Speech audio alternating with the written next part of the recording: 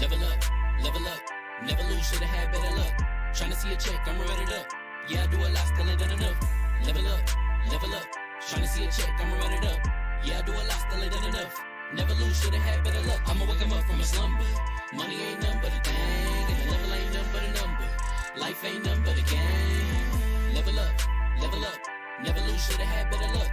Tryna see a check, I'ma run it up.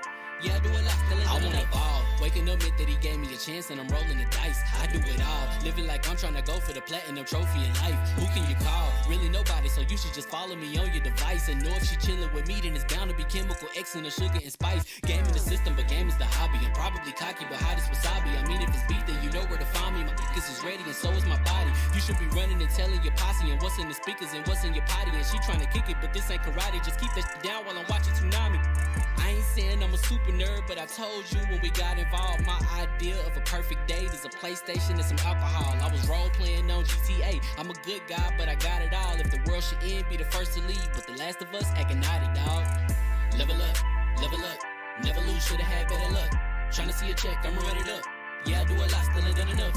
Level up, level up. Tryna see a check, I'ma run it up. Yeah, I do a lot, still ain't done enough. Never lose, should've had better luck. I'ma wake 'em up from a slumber.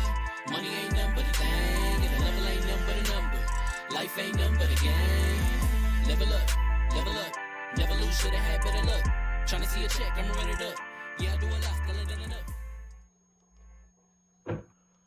What's going on, people? Fame Entertainment here from level1gaming.com. And congratulations, you guys are leveled up to 151. This is the Double XP podcast. Shout out to my sister from another mister. We do have a new format tonight, as you guys said, no longer have to deal with boxes because my team are nothing more than box destroyers, and take that as you will. We got a big pound tonight. We're going longer than usual. We're going long tonight. We're going extended. You don't have to go to a gas station to get no pills for this. We're going for a little while tonight, y'all. We're going to have some fun. We're going to get the ball rolling. So the introductions. The... Yo, chill, bro. Let me do my thing, bro. Bamber J67, what's going on, Chief? President accounted for. Hi, hey guys. What's up? Marketing always available right there. Your stuff can be here on this wall for a very reasonable price. By the way, that is that is communication director at level1gaming.com. Next up, probably at some point he will be eating his fat ass life away. DALLAZ. Man, what's going on? Oh, Chief? damn. Proud of you. Man, say, you know it's real when you got Fame out here making the hugger jokes early. You know it's going down. And say we got Cognito back. We got Ram back. We didn't scare y'all away. That's crazy. But bro, I'm kind of excited. Well, let's get it. Next up, my right hand, man. Slim Hugger, what's going on, sis? Not much. What is up, everybody? I'm just here to drop inappropriate memes and entertain you and maybe flirt a little with a guest. I can't tell. But I'm just excited to be here and I'm excited for our guest. And yeah, let's get into it, y'all. Listen, next up, I say this every week. You guys know Monday, volume up. No audio. It's a ping, like a weird ping. Yeah, it's like a weird ringing. Okay. What in the world is that? New overlay issues, right? I'm gonna Hey, y'all ever mute like the the sound audio. only young people can hear? It sound like that. Yeah. Oh, interesting. Mute the audio, even though there's no audio on the overlay. Just mute it, because sometimes OBS If I mute it, I'm gonna mute y'all. does its awful thing. If I mute it, I'm gonna mute No. y'all. Listen, we'll come back to it. Next up, as you guys know, every week I like to talk about our Monday through Saturday shows, and I always say on Sunday we rest because that's the Lord's Day. Lord Cognito, what's going on, Chief? Fame, what's going on, brother? Time to level up. Got a fantastic panel. My man Rand is in the building, of course, and the legendary L'Oreal here, my man Jeff Grubb, man. Salute him. He's in the fun today. There we see. That's what we live for. That's what we live for, brother. Good for you. My man, I appreciate you, Fame. Appreciate the invite. Got Dallas in the building. Barrett, Hugger. This is fam, and it's good to be here. A lot of good topics and stuff to discuss. I cannot wait. I am excited, brother. Thanks for the invite. No doubt. And I'm definitely going to work on this sound you guys are hearing. But next up, the man with a million, Randall Thor. What's up, Chief? Hey, what's going on, everybody? Thanks for having me on this stacked panel, and I'm sure it's going to be a fun one. There's thing.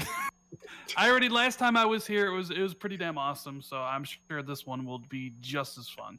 Mm-hmm. Last but not least, probably the most loved and hated man on social media at times.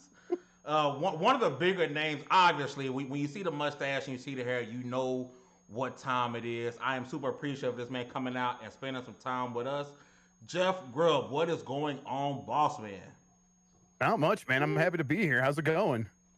Hey, it's going good. I'm happy not to deal with as much as you have to deal with on social media on a daily. Like you tweet, and it's just like hounds come. Yeah, at a certain point, it just becomes noise, right? And you just ignore the noise, right? It all fades into the background. Honestly, it's so much at some points that it becomes like this wall, and when it gets that size, it's actually easier to ignore. I found it's not that big a deal. Most of the time, I just turn around and I just go play with my kids, and I forget about it, so it's all good. So if you guys don't know, we've had Cog on here before, we've had Randall here before, but it's the first time I have you on here, Jeff. So I do want to ask you before we get going to topics today, just give us a minute and tell us who is Jeff Grubb and how you really got into the gaming industry and some of the things that you are currently doing, because especially during the times where we know E3 is coming and we got your summer game mess going, like you are a big topic for a lot of different podcasts and articles. I mean, you blink and there's an article written about, hey, Jeff Grubb blinked, Xbox is buying Monopoly. Like every time. So tell us a little bit about yourself and really how you got into doing this whole gaming journalism thing. Yeah, man, it's something that you know how it went. It was I looked around and I liked the people I saw that were doing this job when I was coming up. I was a kid. I liked reading gaming magazines and especially EGM, and the people that were in that magazine were cool. They were cool people, and I wanted to be among them. And so at a certain point, I'm like, I did a couple blogs, I did some news writing or whatever. But really, it came down to one of those guys from that website from that magazine broke off, did their own website, and I was like, hey, maybe I can go volunteer with them. That worked out eventually. And when he needed to hire someone, I was there, and it was just a matter of really. It was trying to be among people who are already doing something is a difficult thing, but it's a good goal, but it's never what actually makes it happen. And what made it happen, that was the goal. What made it happen was, as I was coming up, there were other people trying to do the same thing. My coworker Mike Minotti comes from the same place I do. People that enabled me to make my own clique as I was trying to get in with this other clique. I was making my own, and it worked out so that it gave me a lot of encouragement. It helped me realize that there was other people who felt this way, and it just made me feel very good about trying to do this job. And people that were had my back when things was time to actually go to E3 and someone and talk to someone who's in the same situation I was for the first time. Those people were around me, and at a certain point, it shifted from trying to be among the cool people I used to read about and trying to build a cool community of my own. Of friends and just kind of working alongside them. And it's one of the things I've really realized over the years is that we're almost never competing with other journalists, with other YouTubers, because the more people who are into games, the better it is for everybody. And everyone's kind of got their own taste in how they want to consume this stuff. And chances are, if they're not into you, they'll be into someone else. But having those people not bounce out of games because there's someone like them, someone that does share their taste is super important. And I think that helps the whole community grow. And when I realized it's I'm not really competing with anybody, it made me feel really good about just continuing to build these relationships and keep me in the gaming. And yeah, it worked out in the end. And really in this last year, it was all just luck. It was just luck. I was in the right place at the right time, and it worked out well for me. So are we not just gloss over the fact that you're displaying that you're Jim Ryan's #1 fan? No, I mean that's what the sign says. That's what the sign says. I don't put those signs up there. I don't know who does. But yeah. Listen, I must have earned it. I must have just earned that position. So yeah, I guess I'll accept that award, definitely. I think it's super dope because I never told Cog this, but around the time we started Level One Gaming, and it goes back to what you were saying, Jeff. I had someone come up to me and was talking about, oh, you guys see LogNet as competition. I was like, they're my brothers. I don't start Level One without Lords of Gaming. Like Dizzy, Exactly. like Dizzy was like super important of having me start the website. So I'm like, that's super important when people realize it's not really a competition. Like Exactly. like someone who enjoys, Rand's content don't have to Yep. dislike Jeff Grubb's content. There's no competition. Yes. But Hey, go ahead. nobody likes my content. What are you Lies. Listen, Rand. Most of my content is just like, hey, Jeff Grubb said this on his podcast. Let's talk And about I love for a it. bit. So you got one. You got one. There you go. Now you need a sign that says Jeff Grubb fan. There you go. number Number one Jeff Jeff Grubb Grubb fan. Make it happen. Listen, Rand, what you don't know is I got people, I make bets with people. Because I'll say something and I'll say, I bet you won't eat a hat. Like, eat a hat because you're wrong. Because I probably heard Randall Thor say, if Rand said it, I'm going to believe it. So, do you want to eat a hat? Like, this game, like, the whole PlayStation game's coming to PC. And I try to tell people, hey, this is happening. This is a thing. Do you want to eat a hat if you don't think these games are coming? The Scott Pilgrim thing, you said it was coming back and people were roasting you. I got or killed. Not, I got killed for saying Yeah. that, like, almost a year and a half before the re-release. And I told people what was going on behind the scenes, and I got killed for that. But it's okay. It's all good. But listen, Jeff. Sometimes you gotta get killed. Once Or again, man, opinion. really appreciate you coming through and rocking with us, man. We're gonna have a heck of a course. night. And looking good. He did the whole. See, Yeah, just give me. See, I a wear one. this. You know because what? I wish I had that hair. I need to wish just could have shave hair my like- head bald. Oh, the but flip. The flip. The flip. I am thinking about cutting off like an inch because it's starting to get a little bit too much, but we'll see. And if We'll you see. cut it, it helps it grow longer and stronger, and then Yeah, yeah. No, L'Oreal's gonna it's, hit you it's up. time. It's time. Yeah. the fact that she said longer and stronger, and like everybody that's on the panel held their stuff together, I'm proud of y'all. 'Cause typically, that's not the case. She's just saying facts. Yeah. I mean, compared to Drop what it I in might his get bag. into later, that's probably tame. What I'll say. Listen. You get one who, use it wisely. Not take. Not yet. Listen, Hugger, she really is the face of Level One, and she runs the show. She's HR, she's everything. So I'm trying to say she gets one who, but she's probably gonna do two out of spite because she loves and hates me. Because you can't tell me what to do. This is true. Listen, we're gonna jump into Love the you. first topic of the day. As you guys know, we talk a lot about Xbox Game Pass on this podcast. We're not sponsored by Microsoft, but Jesus Christ, it's hard not to talk about Game Pass. I think for anyone, because it seems like every other week there's news coming up about Game Pass, whether it's a game coming, a price, whatever the case may be. There's something to talk about with Xbox Game Pass. But now, possibly, now nothing is confirmed, but the Sony Polish, which I believe was a Twitter handle or their website, published about the PlayStation Plus video. And then the screenshots we're seeing, movies like Venom, Zombieland, Double Tap, Bloodshot, which are all Sony movies. Interesting enough, Sony is no longer doing the movies and TVs on the consoles anymore. So interesting that they may possibly, we don't know if this is true or not, use this as all right, this is how we make our PlayStation Plus look more, or PlayStation Plus or PlayStation Now look better because Game Pass is making us look terrible at the moment.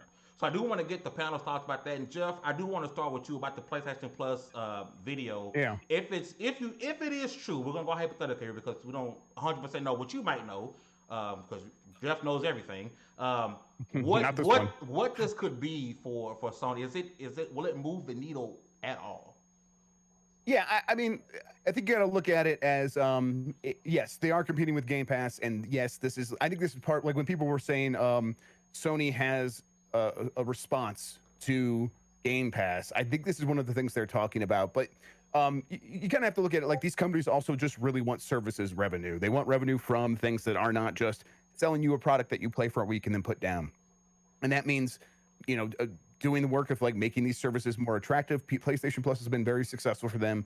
If they want to do like a video thing that sort of, is complementary to that, I think it could be very successful. But yeah, clearly this is them trying to, increase the value proposition of their services. And services are kind of really changed the game for Sony. If you look back at their revenue over years, you would see huge dips to the point where they were losing a lot of money in between transition years from like PlayStation 1 to PlayStation 2 and PlayStation 2 to especially PlayStation 3. They lost a lot of money during those transitions. Right now, they're not losing a lot of money, even though they are in a transition year.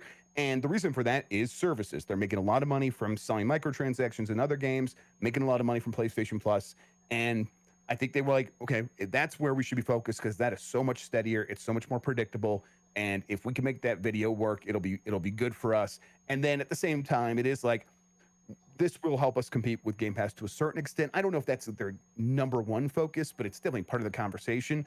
I do wonder, though, is there a chance that gamers are going to see this and be like, oh, man, they're not focused on games? And I'm not too worried about that because clearly Sony's got a lot of big games coming out.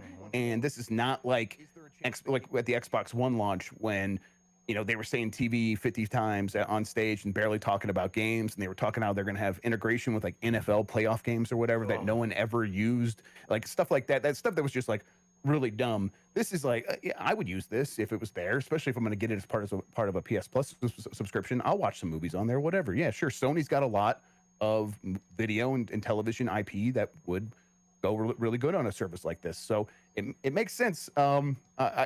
I don't know if it's necessarily going to move the needle in a war directly with Game Pass, but it's something that it's definitely going to it's going to chart. People are going to care about this. That's for sure. Hey, Rand, is this Sony's TV? I'm seeing that in the comment section. I saw it a lot on Twitter. TV. What do you think, Rand? I don't think it is. It's just Sony using what they have to sort of bolster their subscription services. I wouldn't be surprised if they even bundle in like anime at some point because they own a good portion of that. My thing, the thing I was kind of curious about was I could have sworn Sony was discontinuing their movies and TV shows on the PlayStation 5. Did I? Yes, like they are doing that, but they're discontinuing you being able to purchase them.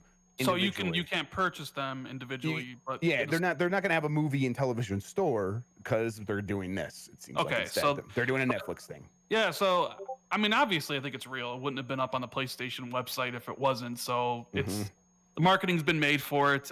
Whether or not they announce it tomorrow or what, I'm curious to see what you'll get with the movie pass. Are you going to get a free movie and TV rental a month or something as long as you're subscribed or something along those lines? I don't necessarily think it competes that well with Game Pass personally. I think it just is more just like it just adds value to your current PlayStation Plus subscription. I don't really see people subscribing just for a movie pass, but I could be wrong.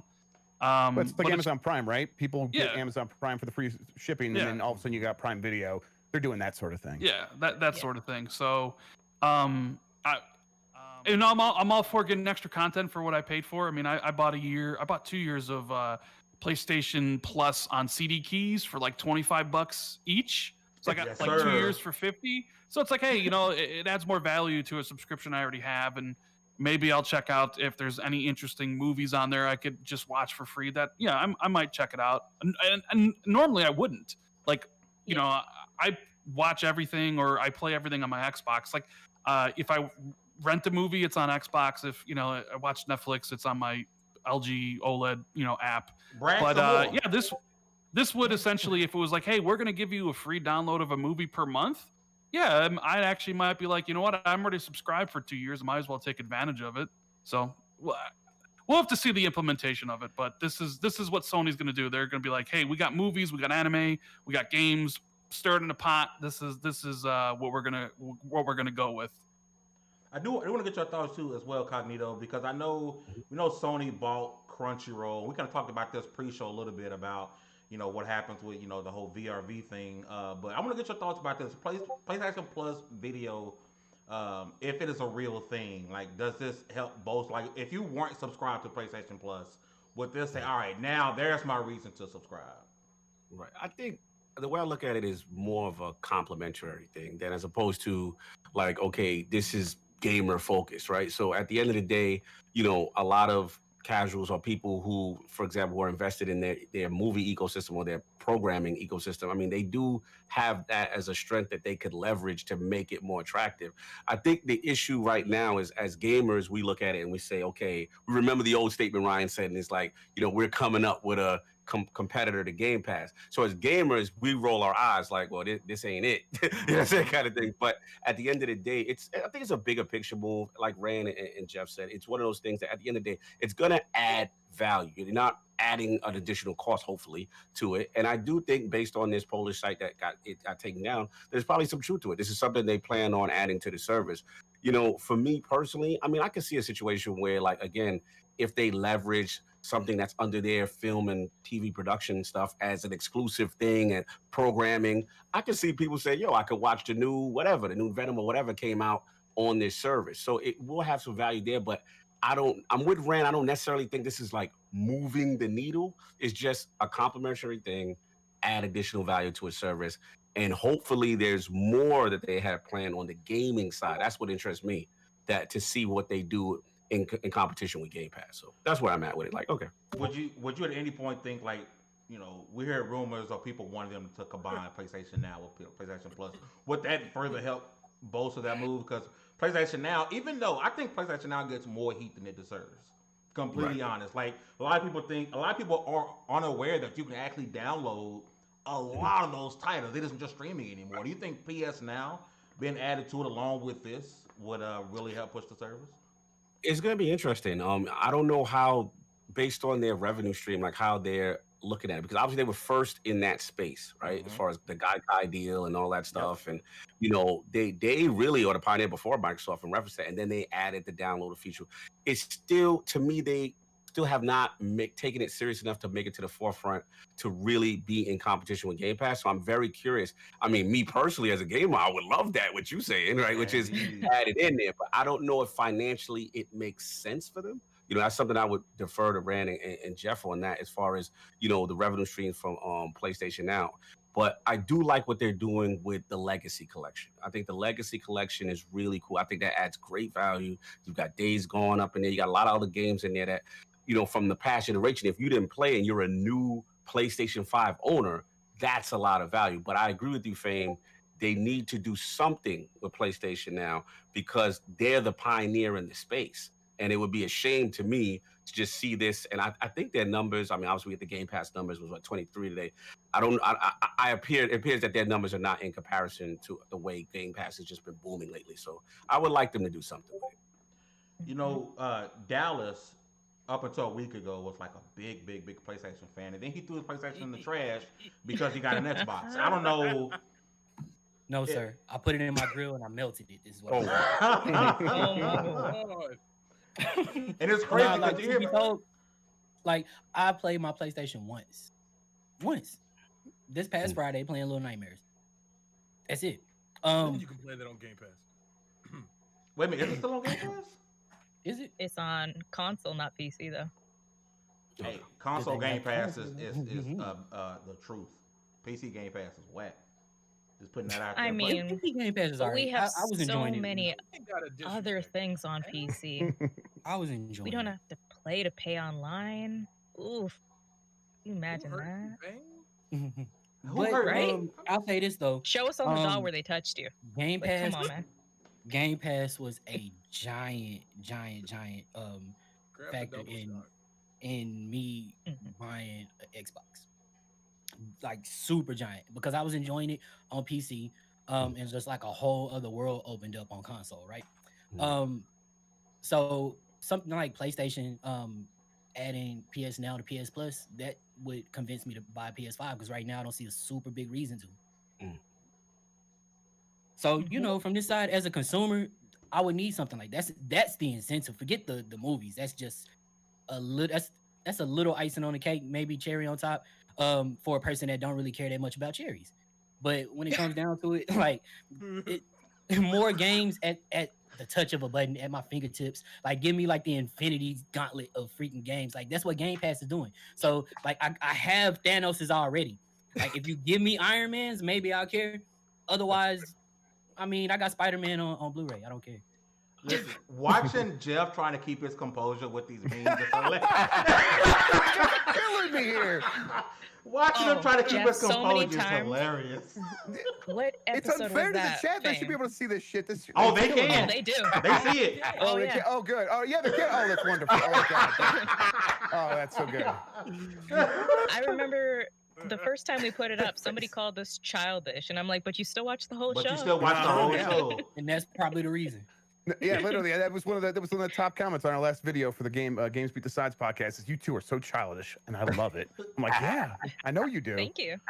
I mean, everyone wants you to be all serious and yeah, like we're in a No. Bruh, I'll be Democrats- asleep if we're all serious. bro. Like we like to have fun. But I'm like watching Jeff and like every meme, like he's trying to hold it together. Yeah, it's good stuff. When you see the head turn, you know. Baron Hugger, man, y'all got any thoughts about the PlayStation Plus video? Baron told me he couldn't wait to watch Venom. Oh Again. yeah, not Venom, the Venom. The Venom. You know, that's the, Like the on Surge. The Sony movie pass. Honestly, there's nothing wrong with adding more value to something that I already have signed up for. Like me, I'm not like you see. I put the glasses on, then I try to get all serious. Like I'm not dropping wild memes, and I got a couple more. Oh, see, I see the word Viagra pop up. I got a couple more. See, now we getting reckless. I got one for y'all now. But I'm gonna keep Stop. that one on deck. Hey, no, it's all good. But real talk though, it can only be good as long as it doesn't take away like they run into the issue that like Jeff mentioned Xbox ran into back in the day. Like, hey, let's just double down on entertainment systems and, you know, give you surround sound and Dolby Digital and movies. Oh, by the way, we might have a game coming out soon. Like, as long as they don't run into that problem, it's only added value to something I am already signed up for. So, you know, it's a pass. It's a win. You know, if it can save me money. Win.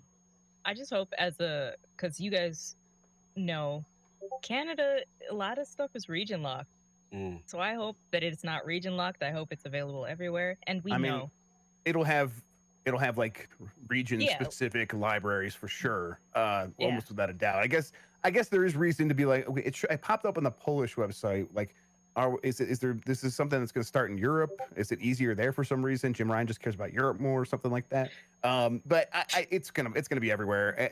The one weird thing about this is Sony was just signing deals with Netflix for all their movies. Yes. And then today they just announced a deal, and I like tried to read through the press release, and I honestly couldn't understand it. It was some deal with Disney and like they're gonna like share stuff or whatever. I so seriously don't understand it. But I'm like, okay, so they're signing all these deals and then also doing their own thing. So how serious is this video pass going to be? Like, is it like it's gonna have Venom, I guess, but are they gonna like make original content? How early are the movies gonna come on there? Is it gonna be like months after it's on Netflix? That would be weird. It does feel like it feels like this is one more thing that they're putting up on the board there, and you know maybe they'll have Sony Music. I think if they find a way to get PS Plus into a subscription, and then if it's like $15 a month or cheaper, this will all feel like, okay, look at all this stuff you get. You won't really think about like, okay, PS Now actually is kind of like a bummer, but it's not the worst. But if you have it as part of this thing for $15, it'll feel fine. Yeah, for sure. Exactly. Whose meme is this? Just not me for the first time. You can't do wrong with giving people more Whacking value Phoenix. for what they want. His name is already whacking. That's incredible. Pure savagery. The fact that I've never seen this, like that, like how did that make it this far along the internet without me? And you know what? Let's mark it. It's not me that went out of pocket first tonight. Oh God. Lord. Oh no. Good sense went out the window. All my home training went out the window when freaking Viagra in the net came up. But we know this is probably going to happen. I mean, the Assassin's Creed Valhalla was leaked on, I think it was the Russian or Greek site before it came out. So this is real. I think it's real. Just want to know what's going to be in it because they know Canada doesn't have HBO Max. We don't have what was the anime stuff you guys Crunchyroll, whatever? VRV, Crunchyroll. VRV. Yeah, we have Crunchyroll. We don't have VRV. It's all region locked. I'm like, okay. Listen, you can never do worse with adding something free onto the paid service people are already paying for. if I can get Crunchyroll for no extra cost on top of, I can. I'd be Funimation cool or the with that. Crunchyroll. Yeah. That'd be fine. Save me $10 a month. I got no issues with Does that. Sony own both Crunchyroll and Funimation? Ooh, they team up? yes, I think they bought both, don't didn't they? Because remember. they bought Funimation first. The Yeah, okay, I think one, the, yeah. the Crunchyroll thing hasn't been approved yet. So Okay, I okay, think all right, there's been some talk that maybe the U.S. government may not approve it because then they would have That would a monopoly on the That would anime be streaming so funny market. to have the U.S. government intervene to save anime. Yeah, Such an absurd thing to I mean, that goes Joe against Biden the would have to talk about anti-monopoly laws. anime. I want to hear it. I'm down. Right? Oh, God. And What's- you know, his staff would be a troll and give him the one, like, they would give him, oh, yeah, Dallas always laughs at me. Queen's Blade. Let me talk about Queen's Blade. Big titty fighting. What? Jesus Christ. I want to hear Joe Man, Biden but I give you say, this though. They put that Joe on. Biden. Joe They had Biden. that PS Plus, and you got my vote. actually, it's the U.S. and Japan that may block it. Like I think both countries are looking at it as potential monopoly. So we'll see if Yeah, it goes through. And if U.S. blocks it, Canada says, nah, not today, son. I know everyone worries about Yeah. monopolies. I don't care too much about monopolies, bro. Can I still get it? No, Did the price go you up? have to. I don't. Just me personally. Is the price the same? Yes. It's the As same long as I content. still pass go You and know collect my $200, why- Thank and- you. have your monopoly. Hey, You know why anti-monopoly laws are great? It stops Tencent from buying every single company that we love. And Tencent has the money to buy every single company we love. Yeah, I you think. remember when people were praying for the European Union to block Bethesda because Microsoft would have a monopoly on Yes. Western RPGs? Yeah. Mhm. That's from Jeff's favorite website, by the way. You know, I think Love Jeff's Oh, favorite my article God. of all time was that Jezebel article that came out when the Mortal Kombat trailer released. And they're like, where's Chung-Li? Oh, That's that his pissed favorite me article. off. I remember who wrote It's that. still up. That pissed me off. I didn't, and I'm gonna be honest. I didn't want to go in there and read it. It was a joke. It really was a joke, but it was not. It was bad. It was tone deaf. It was not a good It was joke. tone deaf. So tone deaf. It's almost as bad as Volkswagen's April Fool's joke. Like, tone deaf. Come on, guys. I told. Volkswagen. I'm about to look that up. I totally missed that. Volkswagen changed their names to Volt, like electric car. So people started buying tons of stocks in Volkswagen because thinking they were hopping on the electric car bandwagon hard. And they said, Ah. oh, like it's real. And then it turned out to be an April Fool's joke and their stocks like tanked after that. Yikes. Listen, I do want to ask a question, and it's specifically to Cognito, and I'm going to specifically go to you because you said it on Twitter, so I'm coming. Because you looking good over there. Because we talking about, hey, I'm not gonna say that. That's another grown man. I'm not gonna say you. You know what? You another good looking black young brother. I ain't say that. Ain't nothing wrong with that. Listen, Appreciate you. we talking about services, and we know Xcloud is out for PC now. And I said this before. I was like, man, I think Xcloud can make your OG Xbox useful again at some point, right? But if you got a chance to use it, Cog, what are your thoughts so far as how Xcloud is on PC? Yeah, man, I was very pleasantly surprised to get that invite. So I saw the email, I signed up immediately. And yeah, man, so cloud gaming beta on PC, got a chance to mess around with it for about a couple hours. Really impressed, really impressed. The slew of games initially, I think was the Outriders, MLB The Show was on there, Destiny was on there, Streets of Rage, Outer Worlds, a couple things. So basically, my main thing was, I want to do a hardwired connection just for the basic latency. So I connected my Xbox Elite controller to it. Got loading was about pretty fast. I would say like just a couple minutes just before it goes into the animation to get started to the game. The thing I did notice as far as the latency, it was decent. I definitely didn't feel like it was to the point where it was unplayable. Having a full screen, as a person that plays xCloud a lot, because I used to play it remotely on a Kishi, like it felt good to have it on my monitor, like to have it PC, There. full screen, looking good. So that was cool. Two little nitpicks that they gotta have to address. Spill that tea, boy. Yeah, the first one is, okay, remember, these are on the Xbox One S server blades. Yep. So if you're a Series X person and you're playing on this, remember, this is Outriders 30 at 720, you know what I'm saying, kind of thing. Same thing, ugly. Destiny at 30. Right, so we know the eventual plan is for them to upgrade to the Series X server blades. So this is in beta, so obviously that's a pass there. But for people who play every day, that will be noticeable. And I just had like a weird issue with the right analog, I believe, in Outriders. It was actually wasn't latent. It was just overly sensitive. Like my character was like spinning around. I guess it's a good thing. I just got to configure it. You know what I'm saying? But other than that, for a beta, very impressed. You know, the Game Pass library pretty much almost there at your fingertips. I think they got it because I think this is the thing to me that always gave Stadia a leg up, with just that having that I was just about access. to ask that. Yeah, because again, don't get me wrong. I love being in the doctor's office with Makishi or the DMV or whatever, you know, you got the remote thing with your phone. But again, you're confined to that screen, right? A lot of gamers, that's why the people who did enjoy Stadia love the fact of having that PC functionality, that full screen connectivity. And I think that's the future for them. I think once they keep improving it, they upgrade the blades. And then I think also another play will be like TV, smart apps, smart TVs, having a Game Pass app there. Again, getting this thing on more screens. But over initial impressions, solid. Still a little bit more work to go, but definitely happy to have it on PC.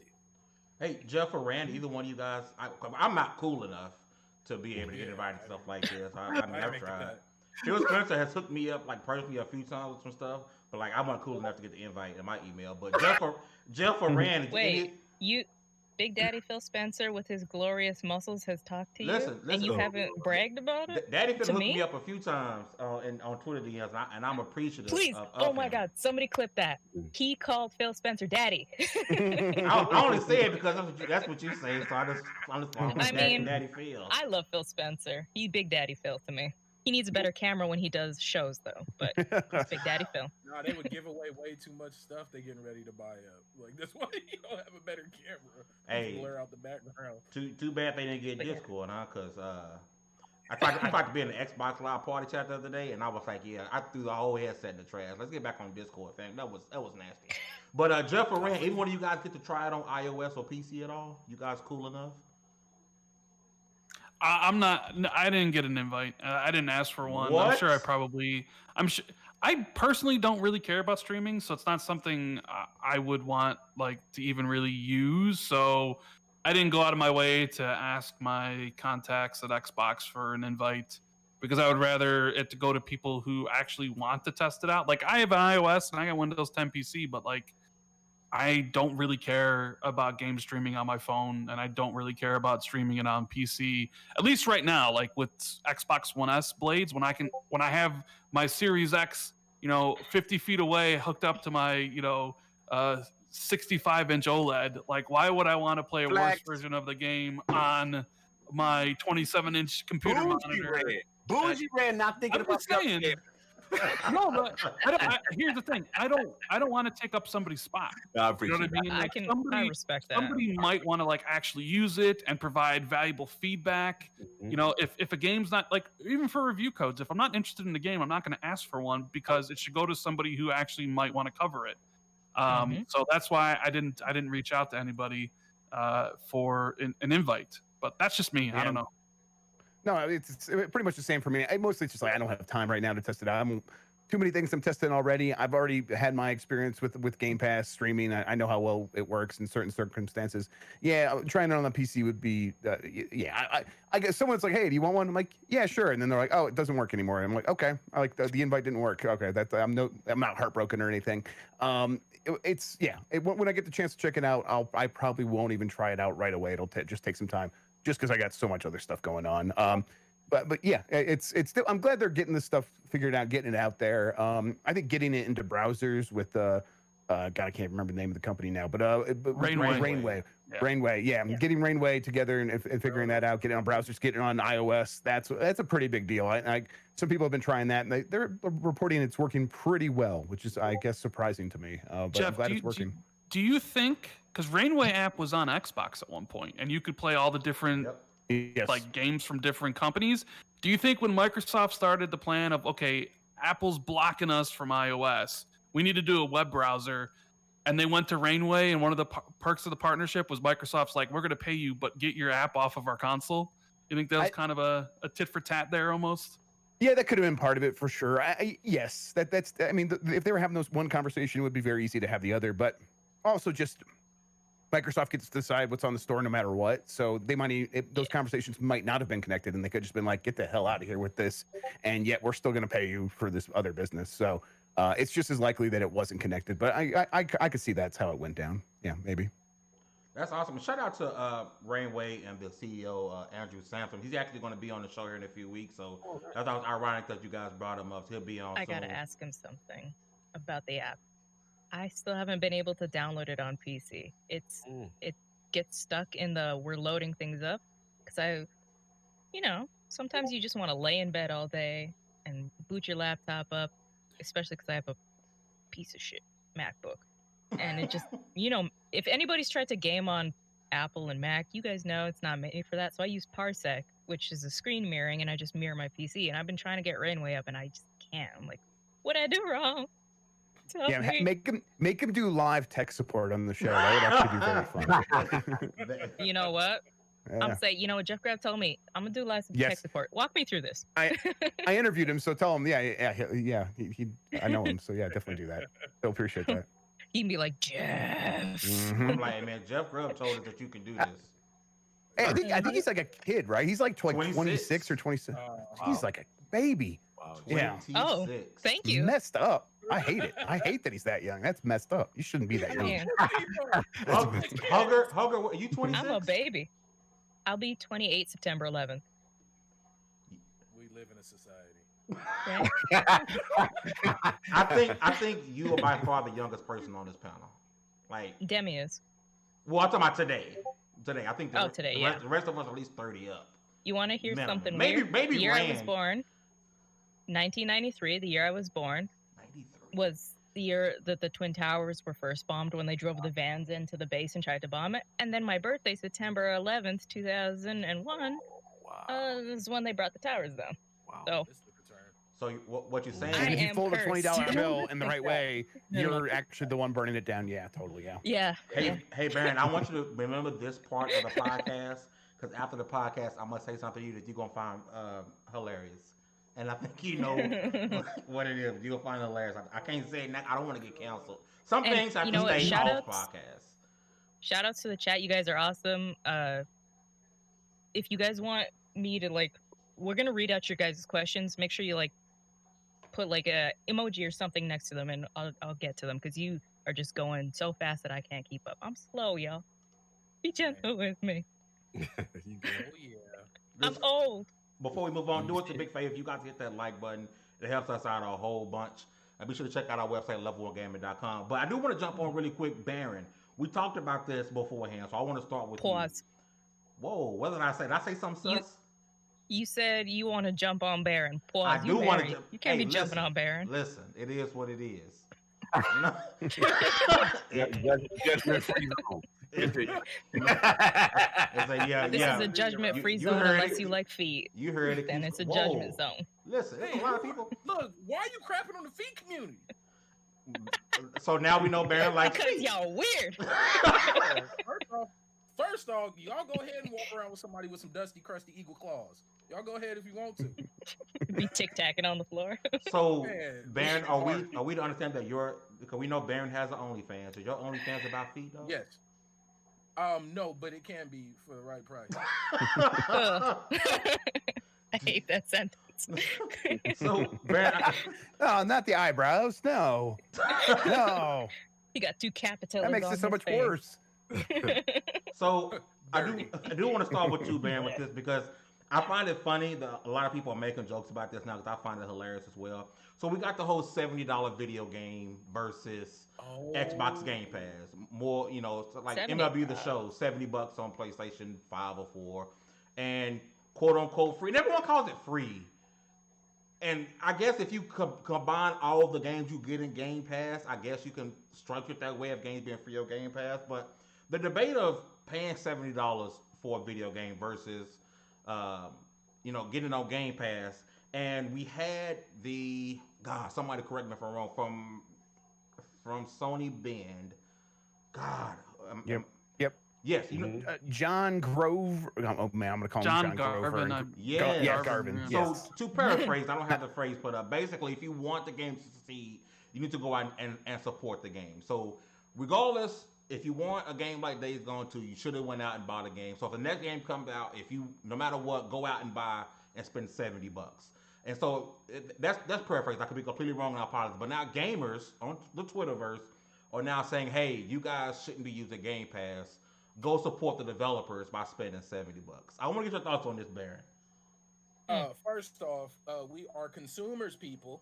We are consumers. We consume. We are spending our money. So if I only want to spend $15 for the month to play the next big release on Xbox, that's what I'm going to do. It's going to be best for my pocket.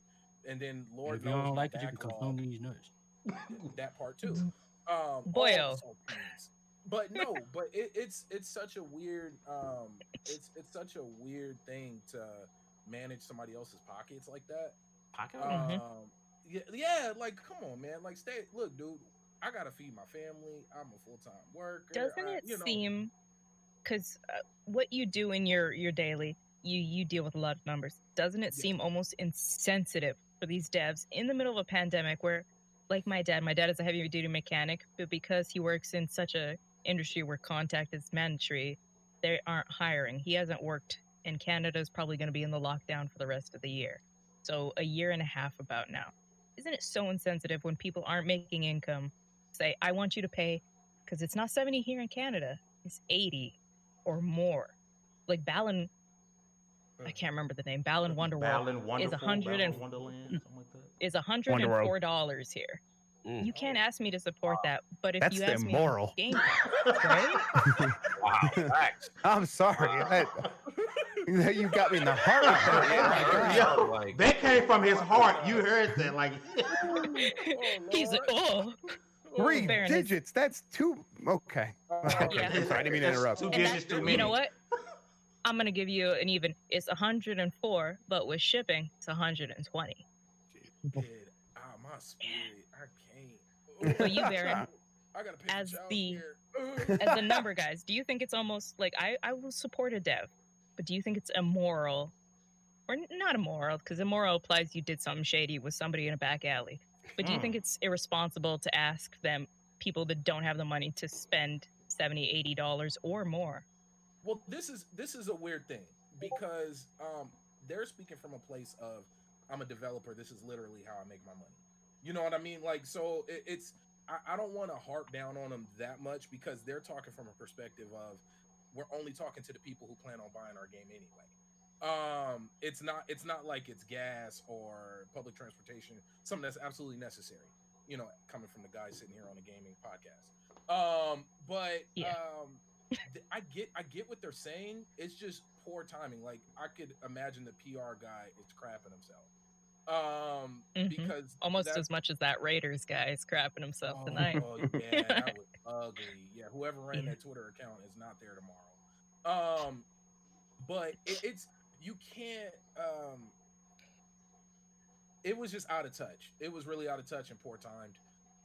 They really picked really bad timing to say any of that. Anything to do with, well, you should just pay full price during a time when people ain't got full money. Like, the world literally is not functioning as it used to, in any way, shape, or form. A lot of people are out of work daily. You know, you just described the situation in Canada. You know,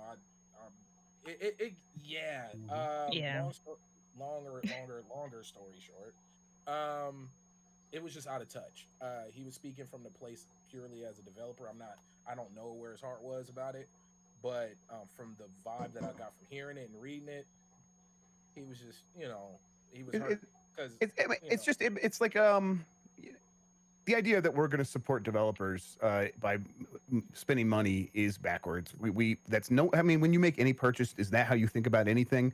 Like, you go to the grocery store and you buy some bananas. Are you thinking about, like, okay, I'm going to buy these bananas, I'm going to support the person who, like, you are going to do what's best for you at that time. You're going to find the best deal for you, and that's what you're supposed to do. That's how, I mean, if he wants to, you know, get mad at something, if he wants to sort of criticize something, you criticize the system where we are all supposed to look out for what's best for ourselves. And sometimes that means, if you're a poor college kid, you're going to pirate a game or something like that. Like, that's, you know, the system should be a little bit more, just and fair. and not to the point where if you make a gigantic game that is kind of gets mediocre reviews, but like still it turns a profit. It made a profit. Like you should kind of be rewarded for that, right? Like you made someone money, you should be rewarded for that. And instead, it seems like you don't want to work there anymore. The game's not getting a sequel, and that is a byproduct of the system sort of being like you didn't make someone enough money, and now you're going to turn to the gamers and be like you didn't support us, and it's just not our job to support you. That's not how I'm going to find the game at the best price for me, because everywhere I go, that's what I have to deal with. Someone's paying me the least amount they can pay me to do as much work as they can get out of me. And then I got to go to the store and pay the most that someone wants to charge me for something. Like with all these pressures that we have to deal with all the time, to come out and say, in this one instance, you should be thinking about the person making the product. It's like, man, I wish I could do that in every instance. I think that we should maybe be thinking about ways to adjust the system so that we could be doing that for everyone all the time and not have to make it about individual transactions. Because if we leave it this way, people are always going to sort of feel left behind. And we know that. Like we look around to other people who feel left behind in all kinds of walks of life because of the way the system works. And so, yeah, I think out of touch, they definitely didn't mean that way. If I was making a product and I looked around and saw a lot of people either pirating it or saying like, or kind of like dancing around like, oh, I got it for free, I would feel a little bit salty about that. I get that. But at the end of the day, like just coming, like a transaction is not support. It is a transaction, and I'm always going to do what's best for me. And I'm sorry that sometimes is going to leave a game developer out of it. It's the way it is. Yeah, you know what's so crazy? A lot of games would actually benefit from not putting themselves out there at full price, at the market full price. Like for example, I caught a lot of crap about writing that Outriders should lower the price. $39.99 price tag would have made that game if it didn't go on Game Pass, which in my opinion is a discount. What do you call it, Barry? The Game Pass stimulus package? Oh, the Game Pass stimulus. The Game Pass stimulus package. It's like Drake. Like you get a Drake feature and then all of a sudden everybody knows your name. I'm telling you, some games need that because you guys want to feel extra disgusted though. So let me go back to the chat, and I got a question for our L'Oreal model, Snack Pack, and Rand, the man with the voice, after this. But it was Caper Grant 692. He's also Canadian. So Outriders is free on PC, or not PC. What is that? Console Game Pass. Yeah. Canada. Just guess how much it is in Canada right now on Steam. $9.99. $80. Bro, I'm gonna be honest. As much fun as I'm having on Outriders, that's the only game I'm not running on console. That's nuts. I wouldn't recommend somebody spend that type of bread on it. Like and it's a fun game. I wouldn't spend $80. It's a fun game. I'm having you guys know I will play a doomed game. Anthem is my ride or die. Dude, I'll play I love Anthem. But I am mystified. But yeah, the question I have for L'Oreal, Snack Pack, and the man with the voice, there's this big debate that Game Pass devalues games, that people that play Game Pass games won't buy them. And I can say there's a game on Game Pass that I bought. Yes, it was because the studio was kind of shut down, but Indivisible I bought because I was like, I love this game. It's great. Do you think Game Pass devalues games? Baron. I'll go real quick. I don't. I think I could see why people think that. I think in some instances, it for some people it might. We can look back at the history of mobile gaming and the race to the bottom there, and that people in games are never going to recover from that on mobile. And so I get the tendency to think that, but I don't necessarily agree because it's going to bring in so many more people who didn't value games at all before in any way. They just didn't buy them. They wouldn't buy them. And now they are willing to spend money because they get so many games. And so right there, it's sort of just kind of, there's a slight increase among more people, I think. But also, we don't necessarily think, when we think about like, what is the value of a game to me? We think about, okay, first you think about the price. You think of how much you're going to pay for it, how much you're willing to pay for it. But that's not really how we think about it. We think about like the time we're willing to spend on it. The people we want to play with it. And if you get to a situation with Game Pass where your like local network, your friend group is playing every night and they're playing all these games together because they're on Game Pass and you feel comfortable to the point where you are willing to then go out and like they're going to be there for the next game, and even if it's not on Game Pass, you're like, I'm going to go out with them and we're all going to buy it because I know we have fun playing together. That stuff has so much more value to people, and it's intrinsic and it becomes linked to the games you play. And I think you kind of can't separate that from Game Pass. Game Pass is enabling that. I think it's what Microsoft discovered right away, is that this is going to have such a huge network effect where people are going to associate these good times with Game Pass and with their friends, and they're going to value it to the point where they won't even blink about spending $15 a month on it at all. And so I get like looking at it on paper why people might think that, but I think I disagree overall. I'm telling you, I really believe in the next couple years, you're going to buy a new TV and it's going to come with a 3 months of Game Pass Ultimate, and it's going to come with a controller. Like that's what's we're gonna start seeing. Like it's getting to that point. I need that to happen. On Cogs last night, Cogs in the Machine, is we were talking about how Dreamcast paved the way for Xbox, and we were talking about how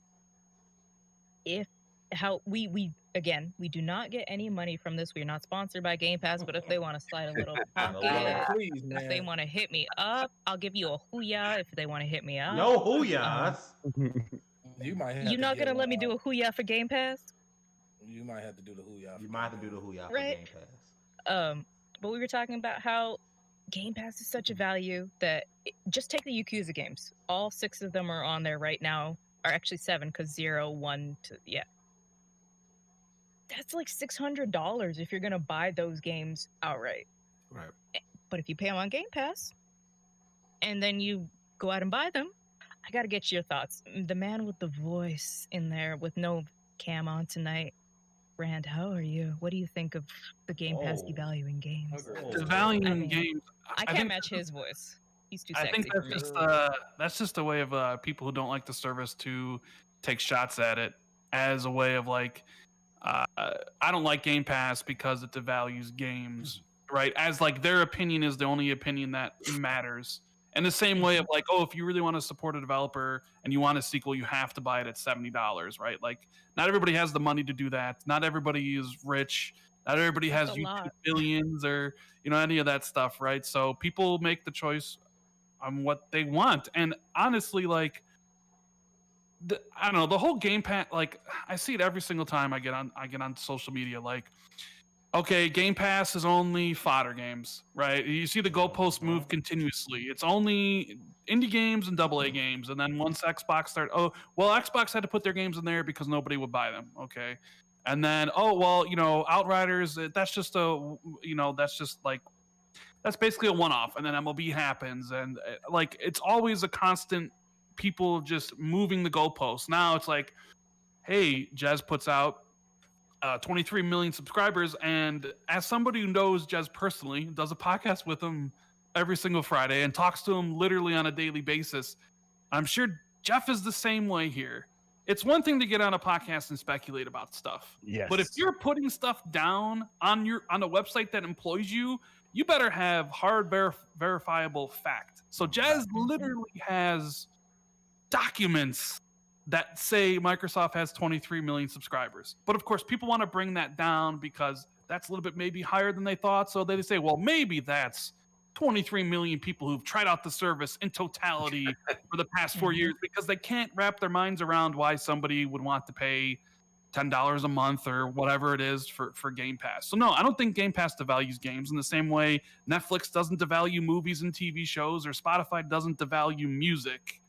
It's just a way for people to attack the service because they see it as a threat or they don't like it. And quite frankly, it's sick of it. I'm also sick of the whole sustainability issue. Oh, yeah. Like, oh my God. Microsoft, this $1 trillion company, could afford to keep Game Pass moving. If like, Sony was selling, they would buy Sony. It's like, it's ridiculous. It's just...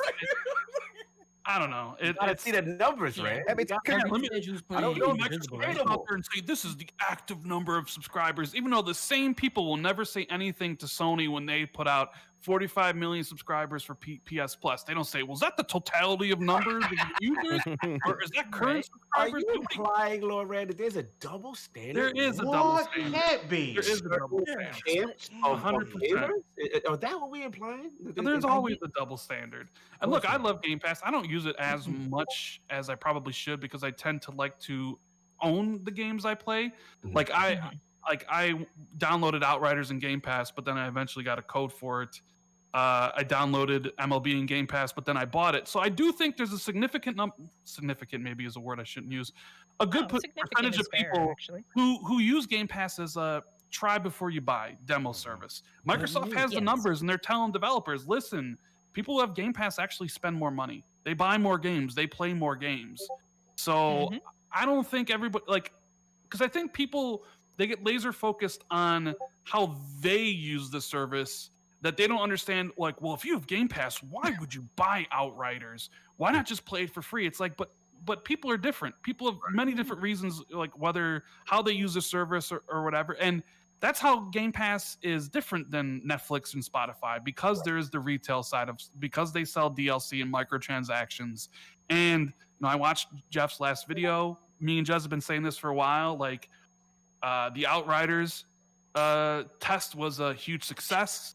Microsoft is in the middle of basically sharing the information with all their partners about, listen, it might be a mistake for you guys not to be on Game Pass day one. Right. Like you get money from us up front to help, mitigate the cost, which would have helped maybe in a situation for Days Gone, right? Or any of these titles like Returnal, which by the way looks amazing, but a lot of people are going to balk at the price. Yep. Yep. And then they basically say, listen, we'll pay you. You get all this engagement. You have all these people playing it, and it's only a win-win. It's only a win-win. We win, you win, everybody wins in this scenario. And I think the eyes of the industry are on Game Pass, how Outriders performs, how MLB performs, and the other titles that Microsoft are rumored to be targeting for later in the year, like Battlefield 6 and stuff like that. And so it could be one of those watershed moments where people look at Game Pass and they're like, well, this actually doesn't devalue games. This actually increases sales of titles and eyes on it.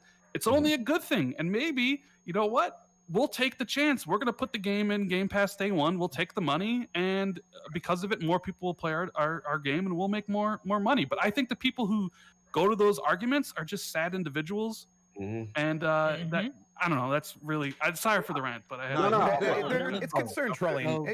It's so annoying to have to deal with concern trolls that are just like, well, I'm just worried about this. I'm just worried about the value of games. No, you're not. Shut the hell up. You don't care about the value of games. I don't pay any mind. At the end of the day, it's like, look, I've had multiple developers on ILP. Right. We've had the smallest. We've had the unto the end developers, smaller. Husband and wife duo, and they made this game. And the structure of their deal was they got their bag up front. It provided them stability, and there was that less pressure to put it out. Then on a bigger scale, we just had Obsidian on, right? The Outer Worlds. They literally said that when they did the deal initially with Private Division, it was a modest budget, right? So now when we're talking about future things and the obviously Xbox Game Studio acquisition with them, now they're thinking on a broader scale. And they said, if you're worried about us, I literally clipped it because they said, if you're worried about us, Obsidian's going to change. No, Obsidian now has stability. And Microsoft is hands off, allowing them to be in the creative process. So again, all of this concern trolling and devaluing games, these are for people. There's a small subset of a vocal minority on Twitter who have locked themselves into an ecosystem. And now what's happened is they're seeing the success of Game Pass, and that bothers them. Because if you're a gamer, you do what's best for you. You do what's best as far as the games, you go where the games are. And that's all this is. So to me, that's why I'm listening to Jeff. I'm laughing because we all know what's going on here. There's people who have boxed themselves in, who have said outlandish statements that Xbox is not going to be successful or what have you. And now they're seeing some success with this. And this is fear. This is fear of where this thing is going. And the last point to your guy from Days Gone. Look, I did have a problem with it because at the end of the day, here's my thing. I respect where he's coming from as a developer. You want everyone to support your game, but you literally in this ecosystem, when we have things like Cyberpunk, when we have games that Every game is a risk to commit. Day one, $70, I'm going in. Unless you all the way emotionally attached to a game, you cannot ask every gamer to say, definitely I'm spending $70. And people wait for the sale. So we're going to tell people, don't pick up PlayStation Plus games. Don't pick up games when they're on sale. When they're on Black Friday, we're going to tell people, don't pick it. You're not supporting the developer there. Again, we got to be careful with this rhetoric. So at the end of the day, my only counter to him would be Days Gone was a success. I interviewed the devs at PAX. Like, I wanted the game to succeed. Yeah, it may have had, some the reviews were a little bit mediocre, but at the end of the day, to me, this is a fundamental issue with how Sony is valuing their own IPs. And maybe the issue may be, as far as critically acclaimed, as far as it being a blockbuster versus, a high Metacritic score, as to why that sequel, I wasn't in the room, but I'm just saying, as to why a sequel wasn't afforded to them. That, to me, is the bigger issue, as opposed to pointing the finger at gamers on a successful game that was number 2 in MPD when it came out. I was there. The only thing of it was Mortal Kombat. So again, we got to be careful with the statements and that kind of stuff. And that's the only thing. It just annoys me because, again, we're in a pandemic. Everybody's situation is different. You can't tell a gamer who is going through something and you have an option like Game Pass to get all these games. Oh, no, you can't get that. You got to go support the developer and spend $70 every single time. We got to be realistic here. That's all. I think you guys, everybody's, because apparently I'm the youngest tonight, when it comes to Metacritic scores, you guys know I do a lot of reviews of old games. Like, I'm old. What? I'm the youngest, but I'm the oldest. He's drunk. I'm doing a lot of Commodore 64 reviews coming up quick. Ooh. A 60 is still a passing. A 70 is still a 50 is a passing. So when a game gets like an 83, and they're like, "Man, that game is trash." It's like, bro, I would have been in an honors program in my high school if I had that. Come on, 83. I just don't get that. When did passing become bad? Like, I don't know. I don't. Because I was on the precipice of when they the gamers made it a moved from competition letter of grades. their platform versus my platform and my game versus your game. That's when 80 became unsatisfactory. Yeah, I'm like, come on, man. Like, are you kidding me? This game's got more expensive, right? Like, that's what we're talking about. We're talking about the So pressures. expensive. Like, you show up on day one, you're excited. I'm really excited for this. Oh, it's $70 now. It's only an 83. Man, that's what I think, right? Like, I like Returnal. I'm like, Returnal is. I started it. I believe I'm allowed to give preview impressions, and I'll say that right now it feels like a $70 Housemarque game, and for me, that's fantastic because I got free code. And so it's like I'm like, I love Housemarque games. They're fantastic, and it's like this one looks. It looks like a $70 version of one of those, and that's cool. If I write that down in a review and then send you out and say I think that's really good, and I'm gonna send you out and I'll go spend $70 on it, I imagine most people are going to balk at that. I think Yes. that's what I imagine. Maybe I'll be wrong. I hope I'm wrong, but I think most people are going to be like, okay, yeah. So you think it's a strong scoring game and it's fun. It's a lot like these other games that were previously $20, like in that range. And it like looks prettier. Okay. Yeah, I'll try to. And that math is just not going to work in people's heads. So I mean, that's when passing like just isn't enough. Right. And then you have like people in Australia where Returnal's like $120. I mean, know? Canada's good. What's Yeah, up, Canada's going to be $100. Yeah, how much is Returnal in Canada? It's probably like at least 90, if not like 100. I will look it up for you right now because now I'm so curious. Hey, Dallas. And It actually, seemed like they worked so hard. 100. Oh, go ahead. I'm sorry. Well, it's 120 in Australia, but that's for now because if it doesn't pass their filters, they will block it. Because GTA 5 you can't buy in Australia. There's a ton of games you can't buy in Australia. Right. You can't. I don't think you can buy the Yakuza games either in Australia. Anybody is Australian, let me know. I want to ask a question for Dallas. I know Dallas over the last year, when you got your PC, you became a Game Pass subscriber, and then recently you got your Xbox, you became a Game Pass Ultimate subscriber. At any point, was you playing these assortment of games? I see you online all the time. By the way, you always gaming on Xbox. Do you feel at any point like, oh man, I got so many games. This game just came out. Like, do you feel like you're not supporting the developer, even though you are dropping $15 a month to Microsoft, which they in turn give to these developers? No. I mean, think about it like this. if you are out here complaining, and maybe it's different for Days Gone, I think, because they didn't have the option of going to Game Pass. Maybe it's easy to complain about it then. There's no PlayStation equivalent. Maybe it makes a little more sense to complain about it. Not that it makes sense to us as consumers, but I understand. I understand why you would feel a way about something like that. But I'm pretty sure every game on Game Pass is, every developer that made a game that goes to Game Pass is doing just fine. I was trying to say earlier how Herger was just talking about Indivisible. She just showed the physical copy. I think there you go. But you played it on Game Pass. Rand was talking about MLB. He downloaded it on Game Pass, but he also bought it. It might be anecdotal, but there's 2 people right here, 2 people out of 7 that played the game on Game Pass and also bought a copy. Yeah. I don't think anybody's really losing.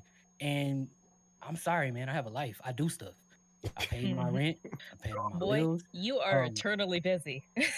I'm saying, like, Why I still buy games, but and I get codes, and I play games on Game Pass, and I do everything in phases. So right now I'm in a Game Pass phase. So unless I'm reviewing a game or unless I just see something crazy on Steam that I want, I'm probably going to be playing Game Pass games for the next couple months, or let me not lie, until Resident Evil comes out, which I'll probably buy on PlayStation.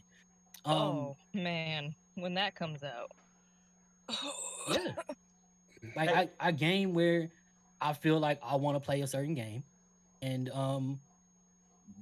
hopefully, I don't know what they deals look like, but hopefully the developer gets what they need to get out of it. If I say happen to get it free on PS Plus, because I don't hear people complaining about that and saying they not getting support. I got 2 things. Number one, Hugger, this meme is for you. I think you will appreciate that. And secondly, while we're on the topic of while we're on the topic of Metacritic score, I do want to ask you, Jeff. I know we kind of heard some things come out that's saying that Sony is really reliant on those blockbusters, high Metacritic. Do you think that at some point Sony may or may not back themselves in a corner?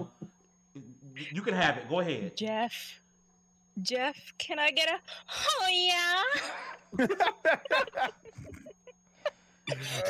Absolutely. Yeah. But do you think at some point Sony could back themselves in the corner being so? We gotta let me hear Jeff. Here, let me hear it.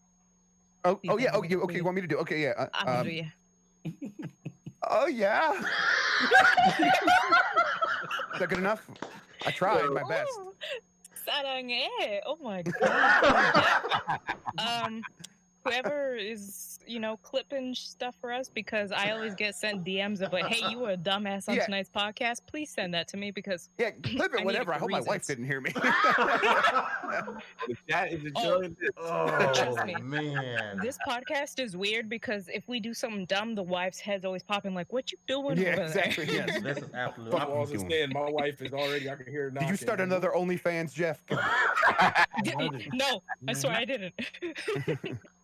But please, somebody send that to me. Before we got to I loved it. I wanted to ask I wanted to get started with you, Jeff. If you thought maybe Sony can get themselves in trouble relying too much on that blockbuster, high-scoring AAA game of the year type game. I mean, yes, maybe. I think that it is like people say it's a conservative strategy. They're not taking risks, and there's still a lot of inherent risks of spending a lot of money on a few games. Like that is just an inherently risky thing. And if one of them goes sideways, they could find themselves thinking, man, this is like, you get to a point where like you start looking at these big bets and even they look pretty bad and you don't want to make them anymore. And it's like, okay, so we made The Last of Us Part 3 and we're seeing diminishing returns on sales and review scores, or we make God of War Part 2 and then Part 3 and we see something similar. They're going to need to be able to like reload with something slightly different or significantly different that is just as exciting to fans. And that's just the way gaming is. We're not playing the same games today that we were playing 10, 15 years ago. We are playing this kind of the same games that we were playing 7 years ago, which makes me feel like we are getting to a point where these things are going to move out of fashion in terms of the Sony style third person cinematic action adventure game. That said, they do have like Insomniac. They do have it's like Guerrilla. Guerrilla shifted to making these kinds of third-person cinematic action adventure games, and they did a really good job at that. And a lot of people really liked Horizon Zero Dawn. Before that, they made shooters. So this is a company that's proven they can shift from one genre to another. And if they need to do that again, I bet they'll be able to do that again. But all that, like, the reason they were able to do that is because they had a lot of talent, and that talent was taken care of for a really long time. And part of that story was developers are feeling a little bit unsure about, like, if they're going to be able to be creative at Sony, and they're feeling some angst about having to work on these games, or they're feeling some angst about just becoming a Naughty Dog support studio. Like, that might be a real risk. And at a certain point, those developers, the good ones are probably going to leave, go somewhere else, find greener pastures. And then when it's time to reload, if they aren't there, that's when they could be in trouble. Now, these they're hypotheticals. When I look at it and I try to think, like, what is Sony's future? I think it'll probably be fine. But then there's, like, the degrees of variance. Like, it could do a lot better than we think. But if it does, like, slightly worse, it could find itself in a situation where it doesn't want to sort of approach these sorts of games anymore. And then what? But I don't necessarily feel the same way about Microsoft, in part because, like, it still needs to, like, deliver on these big games. We don't know it, but it seems to be happy with the strategy it has with Game Pass. So it's like, and that at this point, Microsoft's on such, like, the growth path for Game Pass that's like, okay, its future seems pretty solid. We sort of know the direction it's headed. And then Sony's at the top, and it feels like they can maybe just either maintain that or lose it. And so there's something that just kind of feels more precarious than the situation that Microsoft or even Nintendo is in, because Nintendo has such a built-in sort of, like, we're going to succeed forever because we're going to just keep winning over families for years and years and years. So I think they could be in trouble. Maybe. I'm not, like, super worried about it. I think they'll probably figure it out.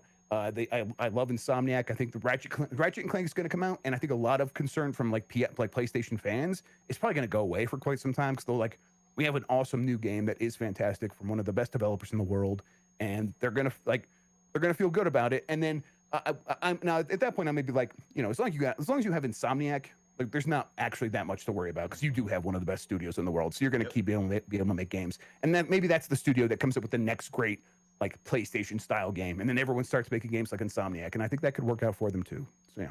Hey, Rand, on the flip side of that, we hear a lot about, of course, Microsoft and their 60 rated games and whatnot. Do you feel like with Game Pass, Microsoft doesn't necessarily have to rely on those 95, 96 games because it's in Game Pass? I mean, they probably don't, but I still think if you have a critically acclaimed game, it's going to draw more eyes to the Game Pass service. So, like, it's much better to make a game really good than it is make a game really bad, like Crackdown. Like, I don't think Crackdown brought anybody to Game Pass. But if you released a Fable that was a 92 Metacritic and everybody was talking about it, that would certainly bring more attention to the service. So yeah, Microsoft is a little less reliant on high Metacritic Game of the Year stuff than Sony is, simply based on the two diverging paths the companies are taking. Like, Sony's very much traditional model. Microsoft is trying to disrupt the industry with Game Pass. And I kind of agree with Jeff, where Sony might be a little bit out of their element if Microsoft can turn Game Pass into that extremely big market disruptor, where Microsoft changes people's minds about how they buy their games and how much they spend their games on. Because if Microsoft can convince a lot of people that, spending $60 or $70 on your games isn't the way forward anymore, the way forward is Game Pass, then that could significantly impact Sony's bottom line and their stature. Will that happen? I mean, that's, who really knows? Sony, I mean, like, those big budget games, if they don't make a lot, if they, like, Sony's not going to want to make them. I mean, you mentioned a project going sideways. Look at and I know it's the topic, but look at Death Stranding and Kojima. There's a reason why Kojima went to go talk to Stadia and is now talking to Xbox, because, Death Stranding didn't pull the numbers that Sony thought. Too expensive, didn't make enough. Right. And that's the problem when, like, you want to sell. We need to sell 20 million copies. We need to make this X amount of money profit. And then you have a game like Days Gone which is which sold a lot, but Sony never talked about it once, giving the impression that it wasn't enough for Sony. So yeah, it's definitely going to be interesting because games only get more expensive. They only take longer to make. So the line that these games have to reach is constantly going to be up and up and up and higher and higher and higher. That there could be a problem. I don't really foresee a problem. It obviously could happen, but like, I don't know. We're talking like best case scenario for Xbox and Game Pass, and kind of like the worst case scenario for PlayStation in this. And I mean, it could happen, but who knows if it will. Cog, what do you think? Yeah, I mean, you guys are making great points. I think, it's one of those things where I just got my eyebrow raised. It's just, okay, let's just see how this new approach. Obviously, the Bloomberg articles come out. We got a chance to see a little bit, how the sausage is made with certain decisions. And, at the end of the pause. There's a lot of sausage talk. This is a sausage party, but come on. Why did I do that with Hugger in here? Why did I do that? You can't say nothing around Hugger, bro. She gonna can't say nothing left. Oh, man. You my snack attack. Come on. It's all love. So, yeah, like, at the end of the day, it's like I look at it like this. Okay. Short term, I think they'll be fine. They've got these tremendous IPs, these fantastic studios that make these beloved games. They'll be fine. The only concern I have is when you hear about the Days Gone situation, and the thing that I actually respected about Sony in the PS4 gen was that they always felt that they gave their new IPs a chance. They cultivated. When you look at things like Uncharted, or you look at certain things, afforded a sequel. Things I would actually get upset with Microsoft about, like, where's our Rise 2? Whatever happened to, Sunset Overdrive and so on and so forth. So to me, that was a strength. You know what I mean? That was something that I really respected. So now if the plan is to double down on just the blockbusters, right? My only concern is coming from the Xbox One gen, I call it the Big Mac, large fries, and the shake, which is the Gears, Forza, you know what I'm saying? And what's the dead Halo, right? So, you have to, at some point, like Jeff said, these are big games, but at the same time, does the audience eventually get tired of it? Do you start to see a slight reduction there? And I think I just want them to be cognizant of that balance. At the end of the day, they still have great IPs. They should be fine short term, but long term, if you don't cultivate these new IPs, if you don't do these things that kind of got you there, if you notice with Sean Layden, the tweets he's been liking lately is very interesting to me, about him supporting these smaller games that end up cultivating into bigger things. And who knows, again, I'm not in that, boardroom, but who knows what the philosophical difference between them may have been, as to why maybe that led him to exit. So it's just eyebrow raising. I think short term, they'll be fine, but they have to be careful because Microsoft is in a position, like Rand is saying, I mean, you've got Game Pass, you've got all these things that they're being your competitor is extremely aggressive right now, right? And they have to be cognizant of not being complacent because every generation is a clean slate. I'm a firm believer of that. You have to earn the respect of the fans all over again. You cannot just rely on your history, which is great. You're still going to have to put in the work. So it's going to be a fun generation regardless, but it is interesting to see. Yeah, and just real quick, it's like Microsoft has solved their problem, right? The Game Pass is the solution. Like we need to find a way to make making games make sense for us. Right. During the Xbox One generation, it was clear that they didn't fully understand. Like, we don't really want to invest a lot of money in these games. People, like Phil Spencer would say, we look at the numbers. People are spending thousands of hours on Destiny. And they would say, I'm spending thousands of hours playing Destiny. And then he's like, so why are we going to make these games that people are going to pick up, play, and then put down and never play again? It's like, and then I think like the light snapped in his head right at that moment. He's like, oh, let's just make it a subscription service. That way, even if a person's subscribing to the service to play one of those games that they pick up, play, and put down, they're still a part of this ongoing service, and the revenue stream is all additive at that point. Your big game now isn't competing with other things; it is adding to the service. And it seems like Sony is in a situation where they have games that are working for them, but then they're also looking around and saying, well, these are the games that are working, and they're the biggest games we've ever made. And then there's games that aren't working for us, and they're slightly smaller. So we're going to stop making these smaller games, and we're going to make big games. And then are we going to make even bigger games? Is that our future where they have to be even bigger than this? And that doesn't feel like a sustainable solution to like their long-term problem of being able to make enough games to make their customers happy. That is, and that, I think that's where people are looking to Sony and saying, what are you going to do? Are you going to get creative and solve this problem? You don't have to do Game Pass yourself, but are you going to get creative and find a way to keep making interesting games? And it doesn't seem right now, it doesn't seem like they are willing to do that. They have a model that's working, and I understand wanting to stick with that, but they could find it could just go sideways on them. Is the concern we keep going back to. To jump in, you made a fantastic point, because that's my only concern, because to me it's those smaller games and those diverse games that get a little bit of a new person into your ecosystem. There's a new game, because a person may just buy a Sony or PlayStation just for that game. You know what I mean? So now if you're eliminating this bigger pie of this diversity, which is their strength, then that's the concern. If you're just making these blockbuster games, right, then how is that going to affect you? And then you look at a Game Pass, which has all of this diversity. We just talked about Octopath Traveler. That was, I remember the Switch that came. I know a lot of JRPG fans are running to that. You got the sports fans going crazy with MLB The Show, and people who, let's be honest, we got a lot of our dude bros that Madden, 2K, and that's it, right? Every year, right? But look, I tell my cousin, he just got Series X now. He's one of those guys. He's like, oh, Madden in there, 2K in there, and MLB. It's a go, right? And then you look at Outriders. I'm a looter shooter guy. I'm the Destiny guy. Fran to tell you, me and Rand would play. Like, I wasn't buying Outriders when I first. I was like, look, it looked cool. I already got Destiny. I'm married to that, and that's what it is, right? And they got you naked right now. So they got me naked with an inventory glitch. But the thing is, as soon as you say Outriders, I'm pulling up. Let's go see what's going on. You know what I mean? Kind of thing. And that's the issue that Sony's gonna have to deal with. You have a competitor with resources, and this is the play. Game Pass is the product. That is the driving force. And that's my only concern with them in this generation with this new supposed strategy. I mean, my concern with Xbox has always been the same.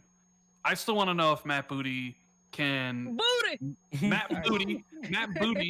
can help these 15 studios make quality games. Facts. Like I'm not so much concerned about Bethesda, right? I think Bethesda will go back to what the type of games that, because I think Bethesda kind of was like, oh man, the video game industry shifted from single player to games as a service right underneath our feet. Okay, we need to change, and you know what? We're not really good at it, right? Okay, so now they can go back to making quality, single player stuff. My concern with Xbox is like, okay, like let's see you like start putting out some quality titles, and every game doesn't need to be a 90 game of the year contender, but like games start to need to be like, hey, you know what? Mid 80s, this is a great game, right? Halo Infinite, like that game's got. That game's got a lot to prove. So like mid-80s, like, you'd be on your honor roll, y'all. Come on. I mean it's not like I'm saying like, well, PlayStation's doomed. There's a scenario where, like best case, worst case, but like I still like looking at, even though I'm really excited for the future Xbox is gonna have, I think it's gonna be the best they've ever put on, simply because the breadth of studios they have now. When in the past it was like the Xbox One, they had 5 studios. They literally had only 5, and 3 of them worked exclusively on 343 only worked on Halo, Coalition only worked on Gears, and Turn only worked on Forza. So Big Mac, large fries, and a shake. And they relied so heavily on second party deals, which ended up biting them in the ass, like Rise with Crytek and Crackdown with Sumo Digital, and then the whole multiplayer stuff with Doug Jones, which was a quagmire. Scalebound and Platinum, like it really just highlighted to everybody like what the issue was with Xbox. It's like, man, you need some studios. So they got them now, but it's like, all right, Matt, you have 15 studios. Can you help these studios? Can you help grow Compulsion? Can you help make Undead Labs better? Can you do these things? Because that's what everybody's hopeful for, right? Can Ninja Theory, is Hellblade 2 going to be that big of a leap? And I use this when I was talking to Cognito, like when I played A Way Out from Hazelight, I was like, hey, this is pretty good. But then you play It Takes Two, and you can see the jump in between those two games, right? Like Fame and I have been playing that, and that is so different from A Way Out. It is, but it's so much better. Like the production values, the voice, like the gameplay. It's like that's what I want to see from between Hellblade and Hellblade 2, where it's like you can understand. Like when you look at it, you're like, now I understand what Microsoft's money means. Hellblade, you know what I'm saying? Like Hellblade 2 has better combat, more puzzles, isn't basically a walking simulator. And even though I love that game to death, that's what it was. Like, so you want to see the Microsoft money come into play. And he'd be like, okay, that's why these studios were wanted to get bought out, because they don't got to worry about it. Now it's about making the best games possible. But, Jez has even talked about it on the show. Like, he's like, you know what? You can't rely on Bethesda. So, like, that's my only concern left is can Matt Booty help make Xbox Game Studios into something to be reckoned with? And if they can, then they will be a force to be reckoned with. When you combine all those titles into Game Pass, it's going to be ridiculous if they can pull that off. Well, it's crazy on the other end with PlayStation. I know we brought up Returnal. I don't know if you guys caught on, but it seemed like they worked really hard not to use the word roguelike. Like, yes, they worked very hard not to say that word.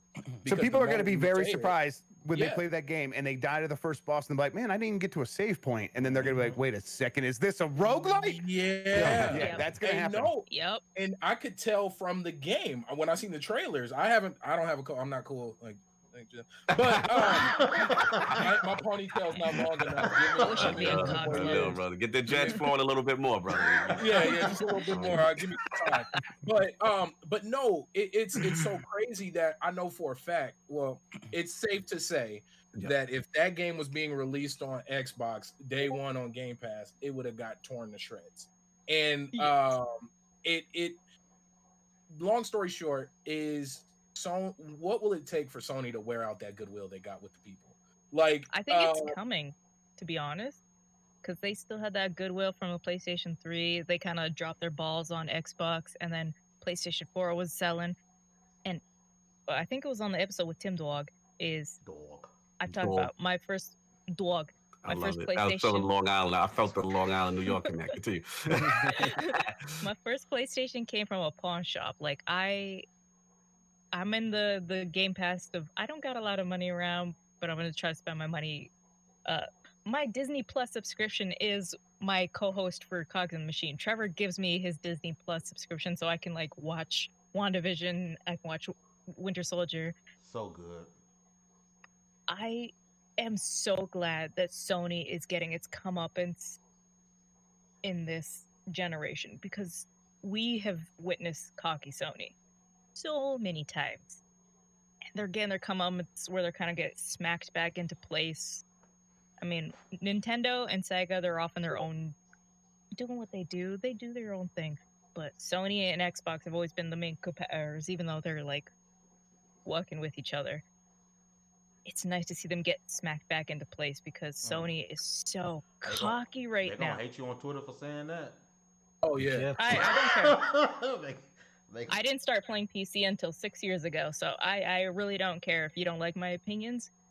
I think of it as a business.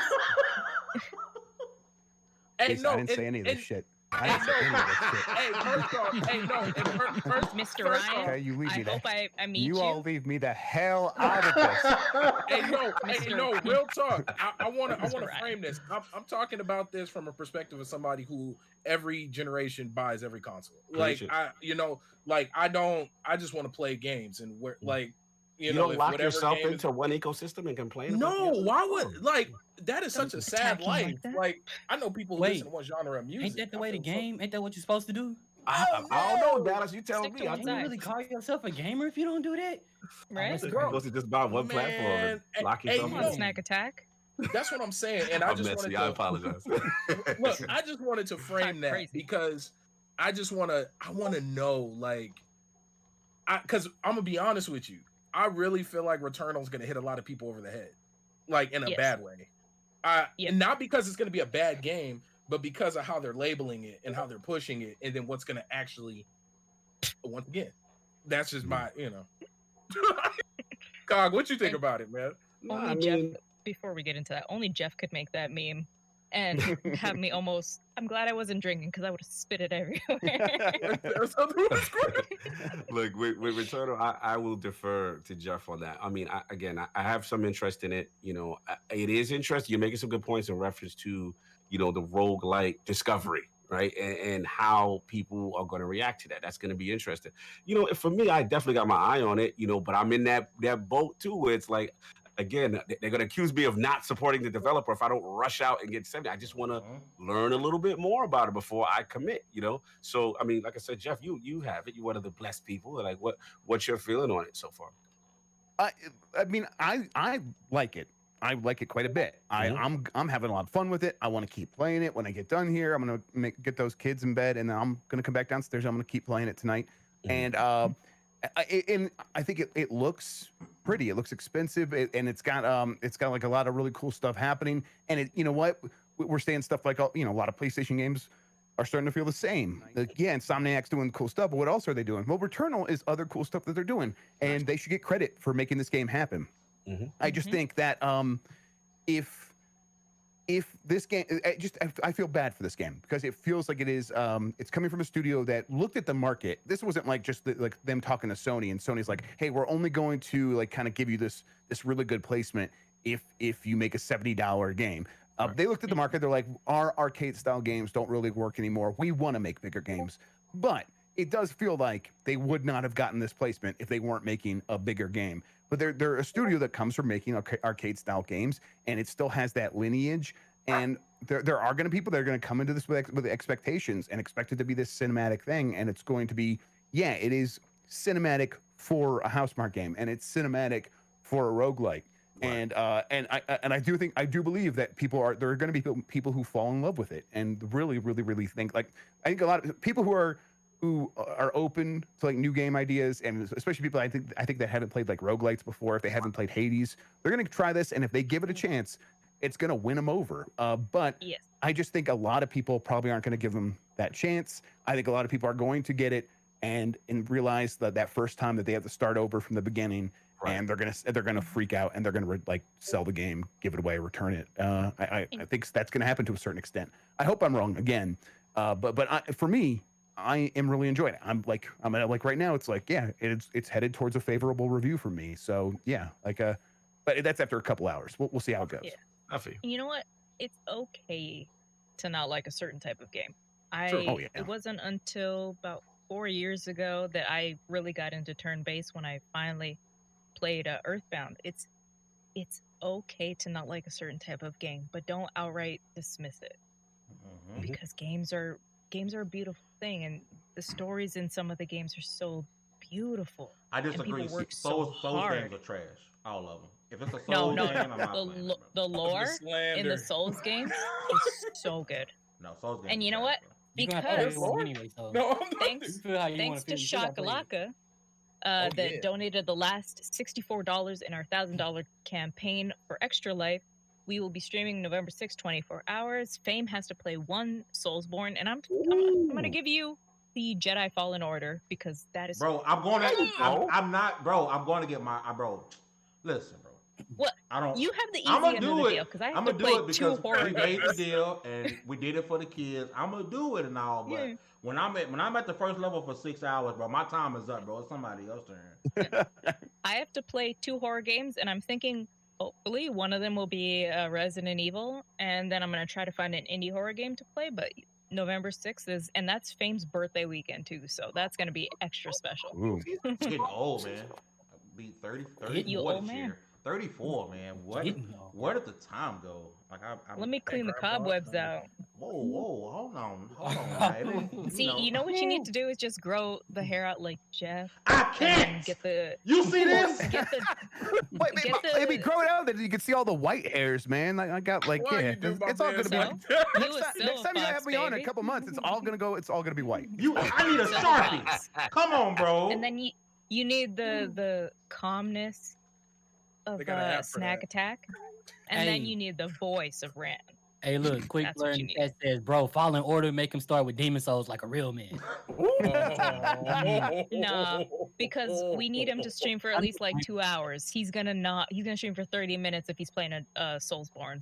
I can play Sekiro. Yeah, Sekiro. He won't play that for that long.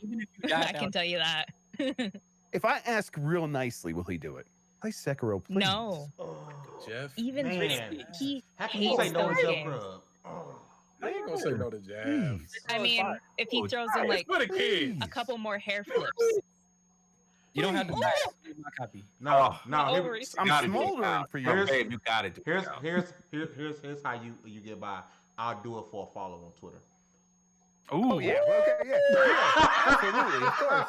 Man, I would have held out for more. I'd be like, I'll play Sekiro if you tell me all of Xbox's lineup for E3. I like surprises, big dog. I was about to say. I like surprises.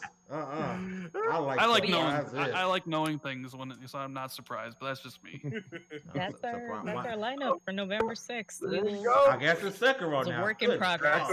Grubb has made it happen. And Jeff, was it really that controversial when you said Gear 6 won't be at E3 this year? Like, was anybody really expecting it this year? I mean, come on. I did not get that at all. I'm like, I don't even remember. I did not remember saying it because it was a question from chat, and so like it wasn't like a thing I planned to say. So it just like came out of my head, and I'm like thinking about 5 other things as I'm saying it, and then I'll move on to the next question. And then a couple days later, like almost a full week later, it popped up on Twitter. I'm like, what the hell? Where did I even say this? And I had to like go look at the video. I'm like, oh, okay, it's from one of my streams. But yeah, I don't get why that was so. Why that was such a big pop for on Twitter. It did not make sense to me. Of course, that game's not ready. Of course. Anything out of your mouth is what people want to hear. It is. It's getting wild out there. Speaking of, I believe our last topic is also coming from you, Jeff. This may be your fault. Correct me if I'm wrong. But I do want to start with Dallas because Dallas, I believe, is part of one of the biggest Kojima fans that I am. Got the pleasure of knowing. And so when we're hearing that Kojima possibly having a game coming out on Xbox, and we know and we've heard and we've seen Xbox's struggle in Japan, from moments of selling 10 consoles a month out there, according to the NPD at some points.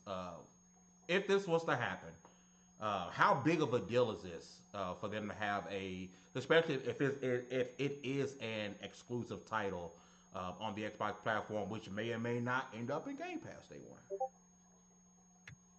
One? You know what? I have a really hard time speaking for other people, but for me, as a person who's there's only 2 Kojima games I haven't played. That's the Second Zone of the Enders and Police Knots, and we're gonna fix that at some point. I feel like he knew that I won't say transition into Xbox. I won't say that exactly because I technically still play my PlayStation, my Switch collection. But, so diplomatic. I know. Very key choice word. I have everything that's not next gen right now, and I play everything that's not next gen right now. But my Xbox been getting a whole lot more play from me since I got it.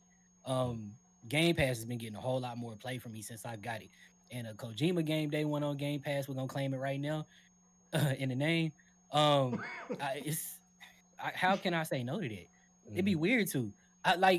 Okay, so as much trash as we like to talk, I love Death Stranding.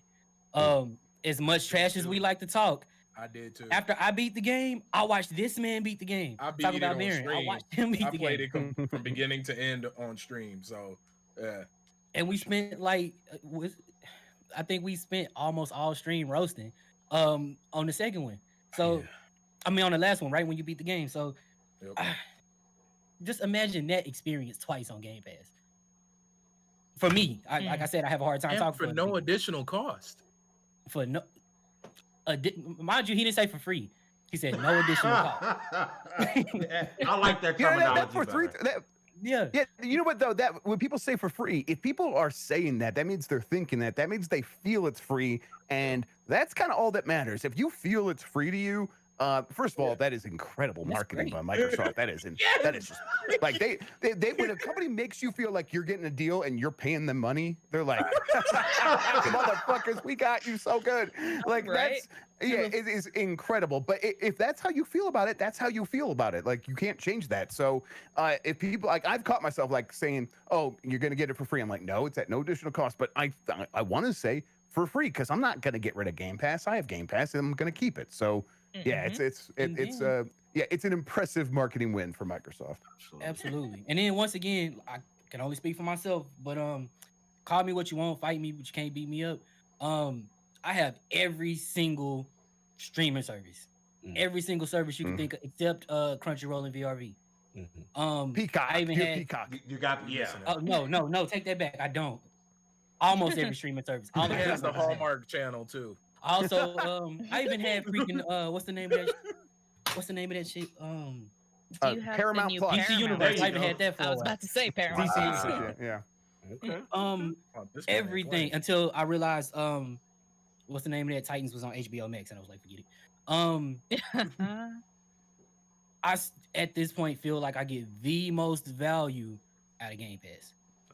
Out of every subscription, I have a subscription to every. I have like music producers subscriptions that where I get 1 million drum sounds a month or whatever, and I use those religiously. I still feel as if I get the most value out of Game Pass. Lord Cognito, again, and we're gonna get to Jeff because I believe this topic is Jeff's fault.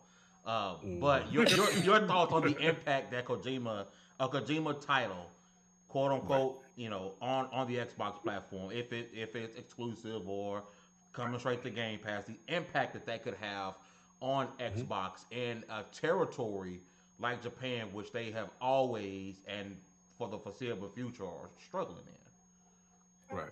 Now I gotta Dallas. Don't come for me. It comes a slander. Listen, I respect it, man. Like I was there in the Metal Gear phase. I was with you in the Metal Gear. Like I was there all the way, and then some narrative things. What I realized with him, he has a lot of Western ideas, and he puts a lot of philosophical things into his games. And sometimes he just goes a little left for me, where he loses sometimes, right? Death Stranding was one of those moments. Wasn't for me, but I was like, I respect everyone that love it. But here's the thing. Unlike some gamers on Twitter, I still respect this move if this happens. Because at the end of the day, he's creative. He has a following, right? And you giving him, because we did hear about the allegedly the Stadia thing falling through, whatever. So clearly he's shopping, so to speak, right? And if this is true, according to Jeff and everybody, the rumors and stuff that we're seeing, I think it's a big boom because at the end of the day, the optics of it is you're taking away one of your competitors' biggest publishers, rivals, or whatever you want to call it, and having that on your platform. And his name has always been synonymous kind of with Sony. So that's a big thing. I would like to see him, though. I must admit, there is an excitement of seeing him with a budget in a Game Pass kind of model and what that could bring. I think that excites me. And then the second part, that's what I'm saying. Like it's pretty exciting. So the second part, though, if that part is true, and Jeff, you correct me if I'm wrong here, is that if there's any way, we know that Microsoft struggles in the region, right? And if there's any way they could use this deal to help facilitate anything else in the region to where they know that, then to me, that's the part of it that would excite me the most. Because as we know with, Sony Studios, as far as Japan and stuff like that, the focus seems to be more Europe and the United States on their part. So maybe this is an opportunity for Microsoft to kind of get their foot in the region through Kojima, a known entity, a known name, and maybe build off of that. That part, if it's possible, would excite me. But yeah, I think the move is significant regardless. Like Kojima Game, and look, I had a running joke. Look, you get Kojima, you get Jeff. Oh man, listen, man, you get Jeff Keighley, man. I've said some shameful things about Jeff and Keighley on, especially when it's the Game Awards, man. Oof. Look, it's good they PR. package deal. It is good PR. It's good PR, man. At the Game Awards, that don't hurt, man. You know what is something that people forget, and we've talked about some, because in Cogs and Machine we do deep dives. We'll pick a topic and we deep dive into it, and we'll talk about it for like I think our longest was like 3 hours. It's a long time. We will dive into something, and we like last night was Sega and Xbox. These studios work together, so there's no reason to pick a console war, but things are so different now. I remember when it was this beautiful game, Rise of Tomb Raider, came out. It was a 6-month exclusive on Xbox. The PlayStation baby, Lara Croft, because she first came out on PC, PlayStation, and then came out to Xbox and all that. I mean, they held off for the 20th anniversary to come out on PlayStation, but people were upset. It's like, yo, these games just they just trying to make. I've said this time and time again. They don't want to make a little bit of money off you. They want to make all the money off you. Look at EA, but they want to make all the money off of you guys. They don't care about your loyalty one way or another. And to have loyalty in this day and age, it's kind of foolish, in a sense. I feel you. And like Jeff said in his latest video, get loud and tell Nintendo, hey, drop that price of Breath of the Wild. It does not need to be $80 here. Why is that game still for? Nintendo is the only one that's Okay, get loud. Nintendo does except not for care. Nintendo doesn't listen. They're not They going to don't listen. care. Never mind. Get on with everyone else. I should have put that in the video. That game That's is true. still They They don't don't give a care. shit. Yeah. They really- Because they know that, like, they got that magic spell. They got a magic spell. No matter what we said, they're like, okay, yeah, sure, and then Pokemon sells better than ever. Every game, every time we yell at them about something, they make more money. So yeah, You know what was so We give crazy? them I such a held out hope. pass. I held out hope for them, but when I remember when they announced DLC for The Legend of Zelda, my heart sank. I was like, the world, it's over. He said so. Nothing No, is when they sacred said, anymore. Nothing is sacred. when Sword and Shield came out, and it was like, you know what? We are not going to sell you the rest of the Pokemon, and then they sold you the rest of the Pokemon. Yep. Oh, Nintendo. Like They Nintendo. get away with murder, and I buy their games still. Mhm. Nintendo does so much. Like Nintendo's interesting. I will say that. I think we hold them in such a high regard because in 1983 they did save the gaming industry from going in the direction it was. But we got to realize Nintendo, and I will put this is a controversial opinion.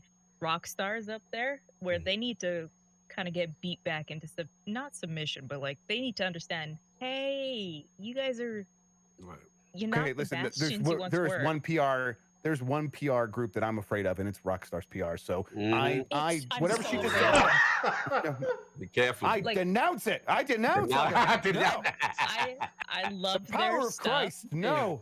Beat back into submission, though. You know, some people pay extra for that. Yeah, They you're do. right, yeah. Those are the That people seems like looking for something a Resident Hauser Evil would be 8. into. Yeah, for sure.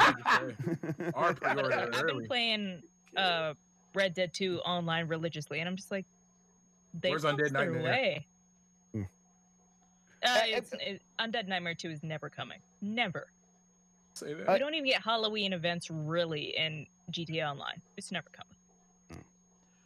About Kojima, like real quick, I think that it is the kind of thing where it is just Microsoft's got money and PlayStation doesn't want to like pay those bills anymore, and it's almost that simple. And I think it's going to be.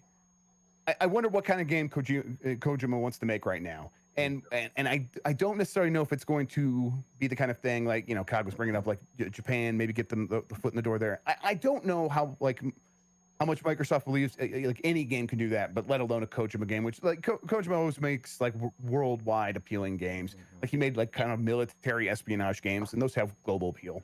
And so, but of course he's also popular in Japan. But I wonder how much Phil Spencer truly believes Japan will be buying Microsoft games of any kind. I think if there's any chance there will be Game Pass on the phone, and maybe that can help them there. I think maybe they have that in their heads. I'm still skeptical of that. But that doesn't mean that there's like you just say, okay, forget Japan. There's a lot of talented studios in Japan that can make games that, even if they're very Japanese, will be great additions to Game Pass and help build out that library and add something different. And there's a lot of people who really like Japanese games. And there's a lot of developers in Japan that don't want to go make mobile games. They want to keep making the games they've always made. And if you go to them and say, we'll give you a home on Game Pass, I think a lot of them will be receptive of that, especially if like you know, we see them, they're like they do this experiment with Outriders. Hey, you can put your game on day one on Outriders. Now do an experiment with Kojima, say, hey, a big Japanese developer came to Microsoft, did a deal with them, released his game on Game Pass, and it did great, and you could have the same experience. I think it's something along those lines. But when I said that, like, Kojima was the focus of Microsoft's attempts to leverage Japanese talent in Japan, that was a careful way of wording me saying that Kojima is like the biggest thing that Microsoft is trying to get right now in Japan. And if you like start hearing rumors of something bigger than that, like trying to buy a publisher, that stuff is probably like maybe a conversation, but that's not really too serious at the moment. The most serious thing for them in Japan is Kojima. And then there might be some smaller stuff, but anything bigger than that is probably not quite like in the final stages or anywhere close at this moment. So basically you're confirming that Microsoft is going to buy Square Enix. Whoa. Yeah, hello. You heard it here, folks. Yeah, there it is. In other words. Again, that Final Fantasy on Game Pass right now, yeah. I'll reference back to the Cogs episode we did last night. If there was to be any studio they bought, we went through the establishing of Dreamcast and the failure because now, even though the console failed, it is one of the most revered consoles of that like generation. If there was any to, right, 999. Oh yeah, now, yeah. Talk it. I'm gonna make y'all feel old. 1999 was my graduation from kindergarten.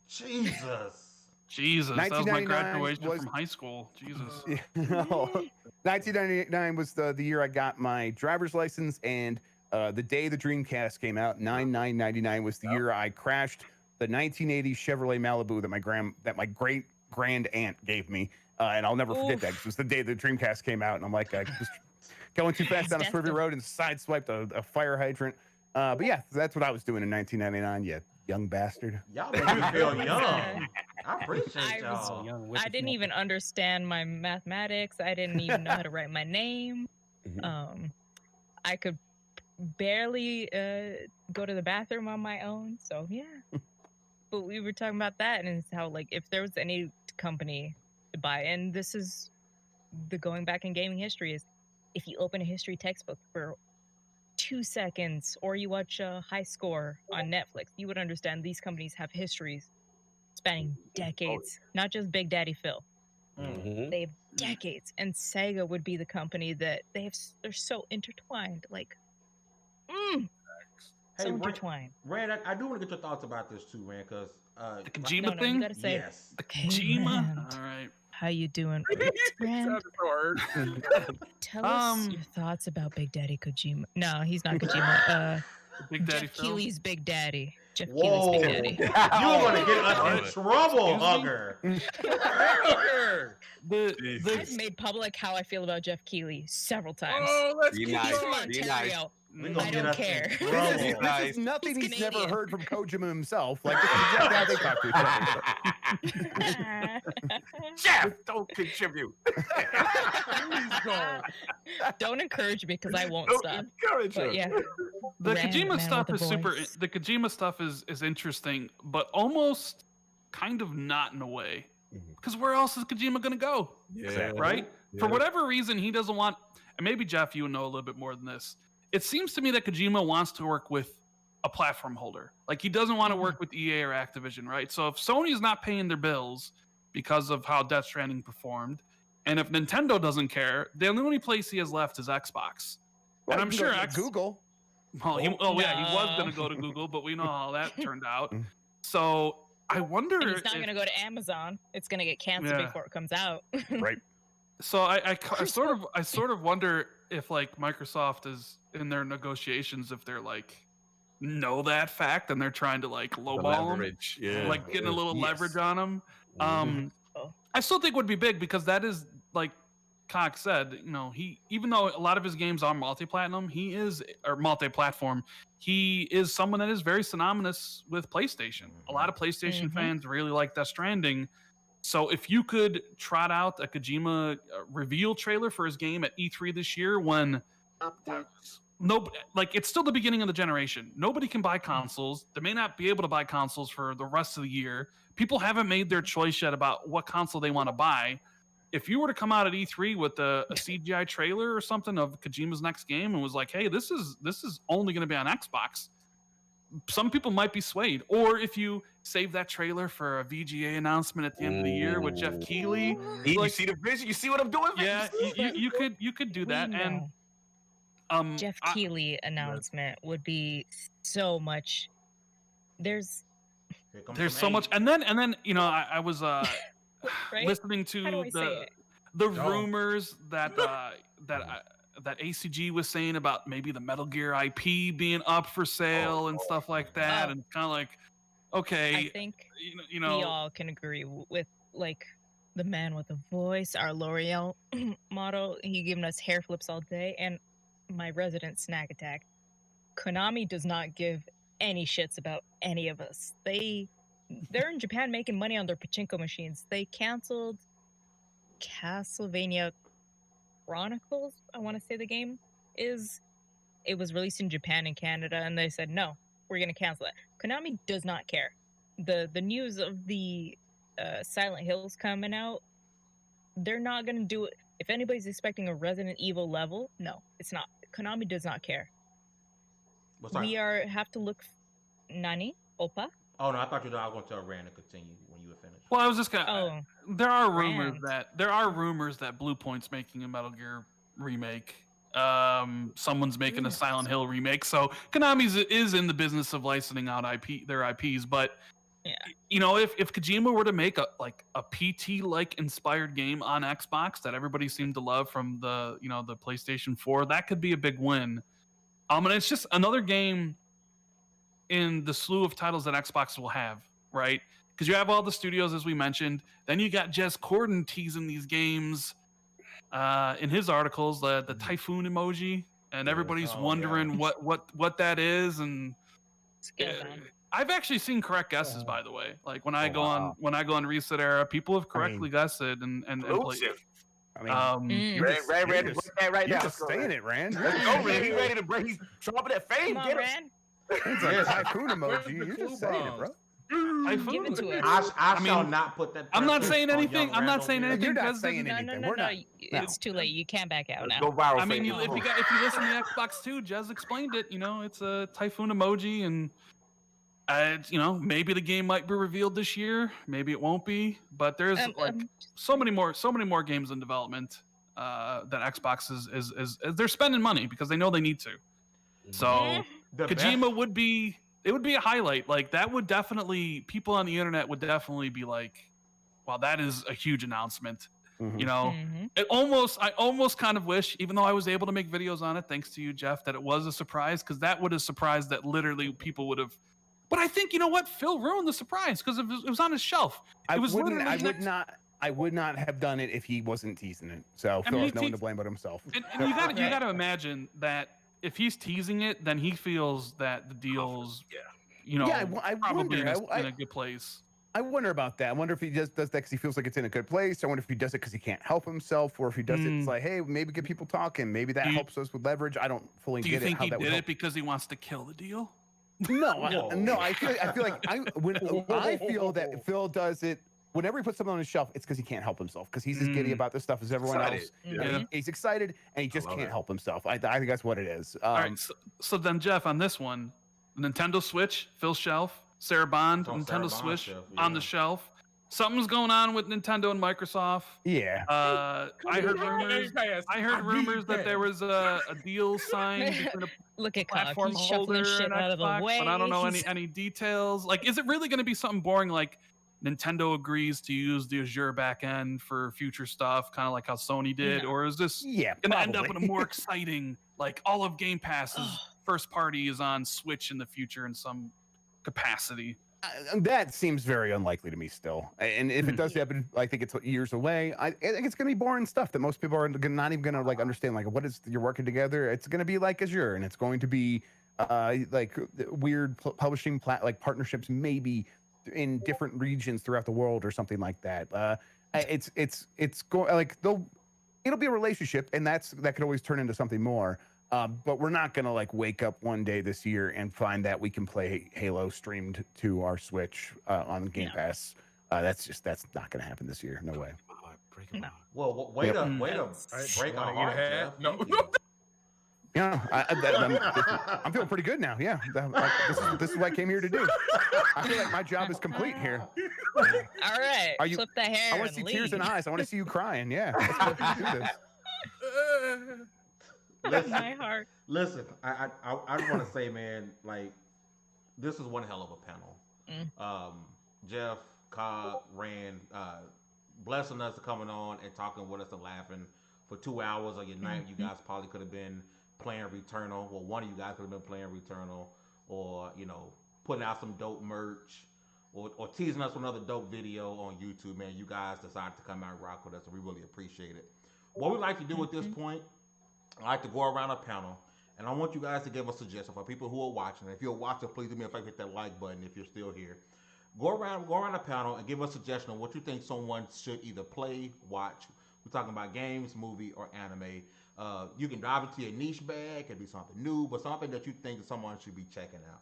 And I do want to start with you, Lord Cognito. Yeah. Movie wise, I'm going keep it simple. Falcon and the Winter Soldier. I love the last 2 episodes. Very impactful. It started off slow. I didn't like Baron Zemo in the club. But other than that, I wasn't about Baron Zemo in the club. That y'all gonna know that reference if y'all see it. But it is very important, and I like the direction they're going with the message on certain things. So for me, that was one.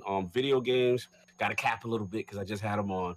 But please, if you guys have either played Outer Worlds or haven't gone back to it in a while, download, get that Murder on Eridanos DLC. Oh, yeah.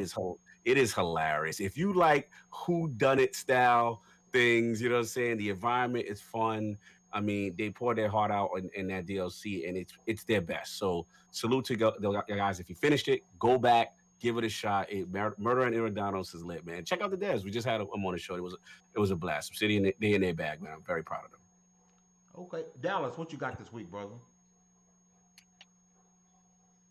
Orange chicken. Eating your fat ass life away. But I love you. So on the cool, I was gonna say Falcon and the Winter Soldier. My bad.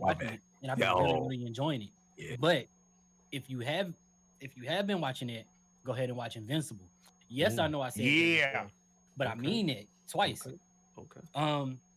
Also, I feel like it's something else that I'm missing that I've been watching. Oh, I haven't seen it yet, and I already know it's fire. We watched the first 7 minutes on YouTube. If you know what I'm talking about, Mortal Kombat. Friday, man. Friday, pull up to Mortal Kombat because I definitely will be. And I'm actually thinking about that same day doing like a little mini review or something. We'll see what's up. Depending on whether or not. Oh no, I mean like a peep game review. Okay.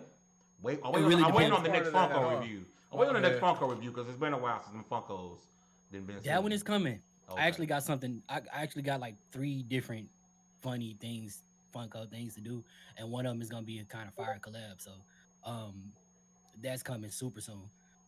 Let's see. Also, play Resident Evil 7 in preparation for Resident Evil 8 because Resident Evil 7 is super super fire. I mean, it's like when I describe it to people, I always say if you play House of a Thousand Corpses in first person. And when you kill one of them, they don't die. Yep. It's that. And also one more in preparation for Near Replicant, play Near Automata. Okay. And if you just beat it once, Game Pass too. We say Game Pass a lot tonight. My God, somebody fucking Phil for an endorsement. We need that bag.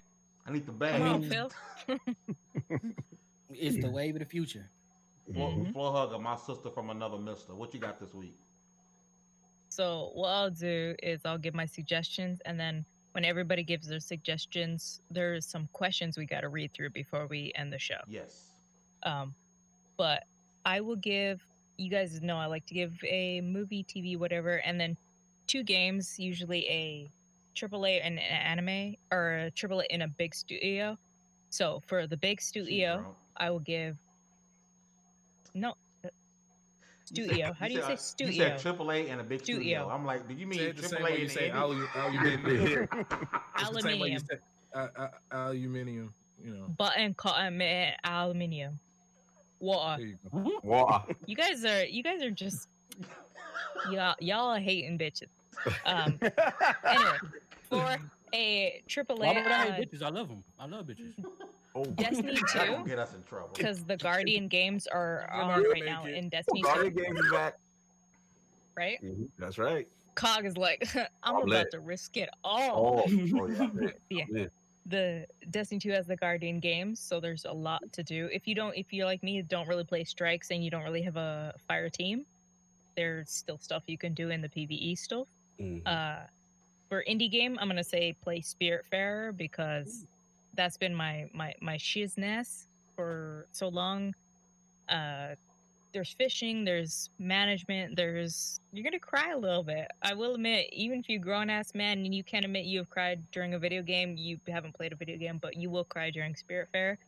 For movies, I'm with Dallas there. The Mortal Kombat Friday. I ain't got HBO Max, but I'm gonna watch it anyway. I got you. And for anime, The Way of the House Husband. It's on Netflix, or at least Canadian Netflix. It's a Yakuza that has gone to be a house husband, and it's hilarious. I think it was originally a manga. It's that. And we will get to the questions after everybody's given their suggestions. The man with a million. You have anything you'd like to suggest for the people to play and or watch this week, sir? Yeah, I've actually been watching a show. I started it over the weekend, and I'm almost done with it. It's 2 seasons. Second season's almost over. For All Mankind on Apple TV. I actually ended up really enjoying it. I think I watched the first season over the course of 2 days. It's about Soviets landing first on the moon instead of the U.S. and how that would change history. And so it's kind of an alternate history show. A what if, almost. A what if. And I'm really enjoying it. Like, the second season comes to an end on Friday, so I'm just kind of like waiting until then to finish the last couple episodes. But that's what I'm currently really enjoying on the TV side of things. Right now, I'm just kind of waiting for gaming-wise. Like, I might try out Near Replicant this week. But I'm really super looking forward to playing Returnal, despite the fact I am not a fan of roguelites whatsoever. Really? Same. Yeah, I do not like roguelites. I haven't played Hades because I'm waiting for it to come to Xbox. Yeah. That was the thing. Pick up a physical copy. Hades is going to be the thing they're that wins you about to be over. like exclusive. Yeah. Well, I would have played Hades on my Switch, but I was pretty much told that it'll What's it come like to to have a Xbox. Switch, yeah? Exclusive? Wait, hold on. Did we get a red exclusive? Wait, hold on. No, I'm just saying, like, I'm pretty confident Hades will make its way over to Yeah, I Xbox mean, this year. there was no like It has agreement with to. Nintendo. It's No. just like they're a small studio. They focused on Nintendo, and they made a lot of money on Switch. Yeah, so yeah. there was no rush. For sure. We can. I probably So would have played as- it on my PlayStation. Honestly, I just don't like the Switch. I don't know. I just don't. Yeah, I you're don't a turn bad it on person, I very get much. it. Do you You know, have a Switch though? of course, I got all the systems. If I were to, as a Canadian, offer you some money for it, how much would you charge? $600. That's what this is. That's what this is. Okay. I was like, She shoot a he shot.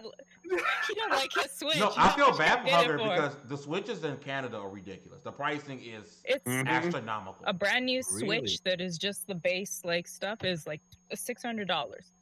I can't, and that's if I can find one. That's crazy. Wow. That's You have to wait I for the like- Switch Pro later in the year, right? Oh, that's what I'm waiting Yeah. for, baby. I The can't. Switch Pro. oh, hello. Like just how you waiting for your floors, that's how I'm waiting for a Yeah. Switch. Floors when they coming in. Mhm. the You man, know, call me up and I'll send my polar bears on them. the man who I has got now them. forced me to play Sekiro for our extra live stream, Mr. Jeff Ooh, Grubb. Jeff. Any suggestions for people to watch and or play, good sir? Yeah, I'm gonna be a buzzkill. I'm gonna suggest a book. Ask Oh. Iwata.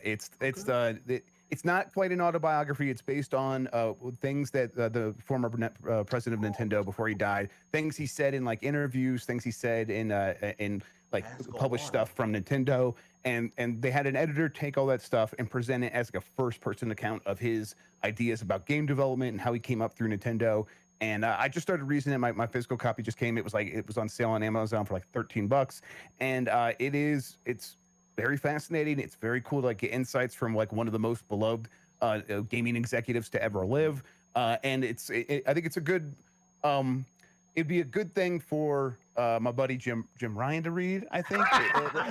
Like no shade. Like not really. Like just like there Oh, there is you go, stuff in Kofi. there when he talks about like the way he feels about games. If you could even fake that, it would go a really long way. I think. But it's been a really fascinating read. I really appreciate that. But there's an old show that I'm like a big fan of that no one ever watches. It was on Stars, so I don't blame you. It's called Counterpart.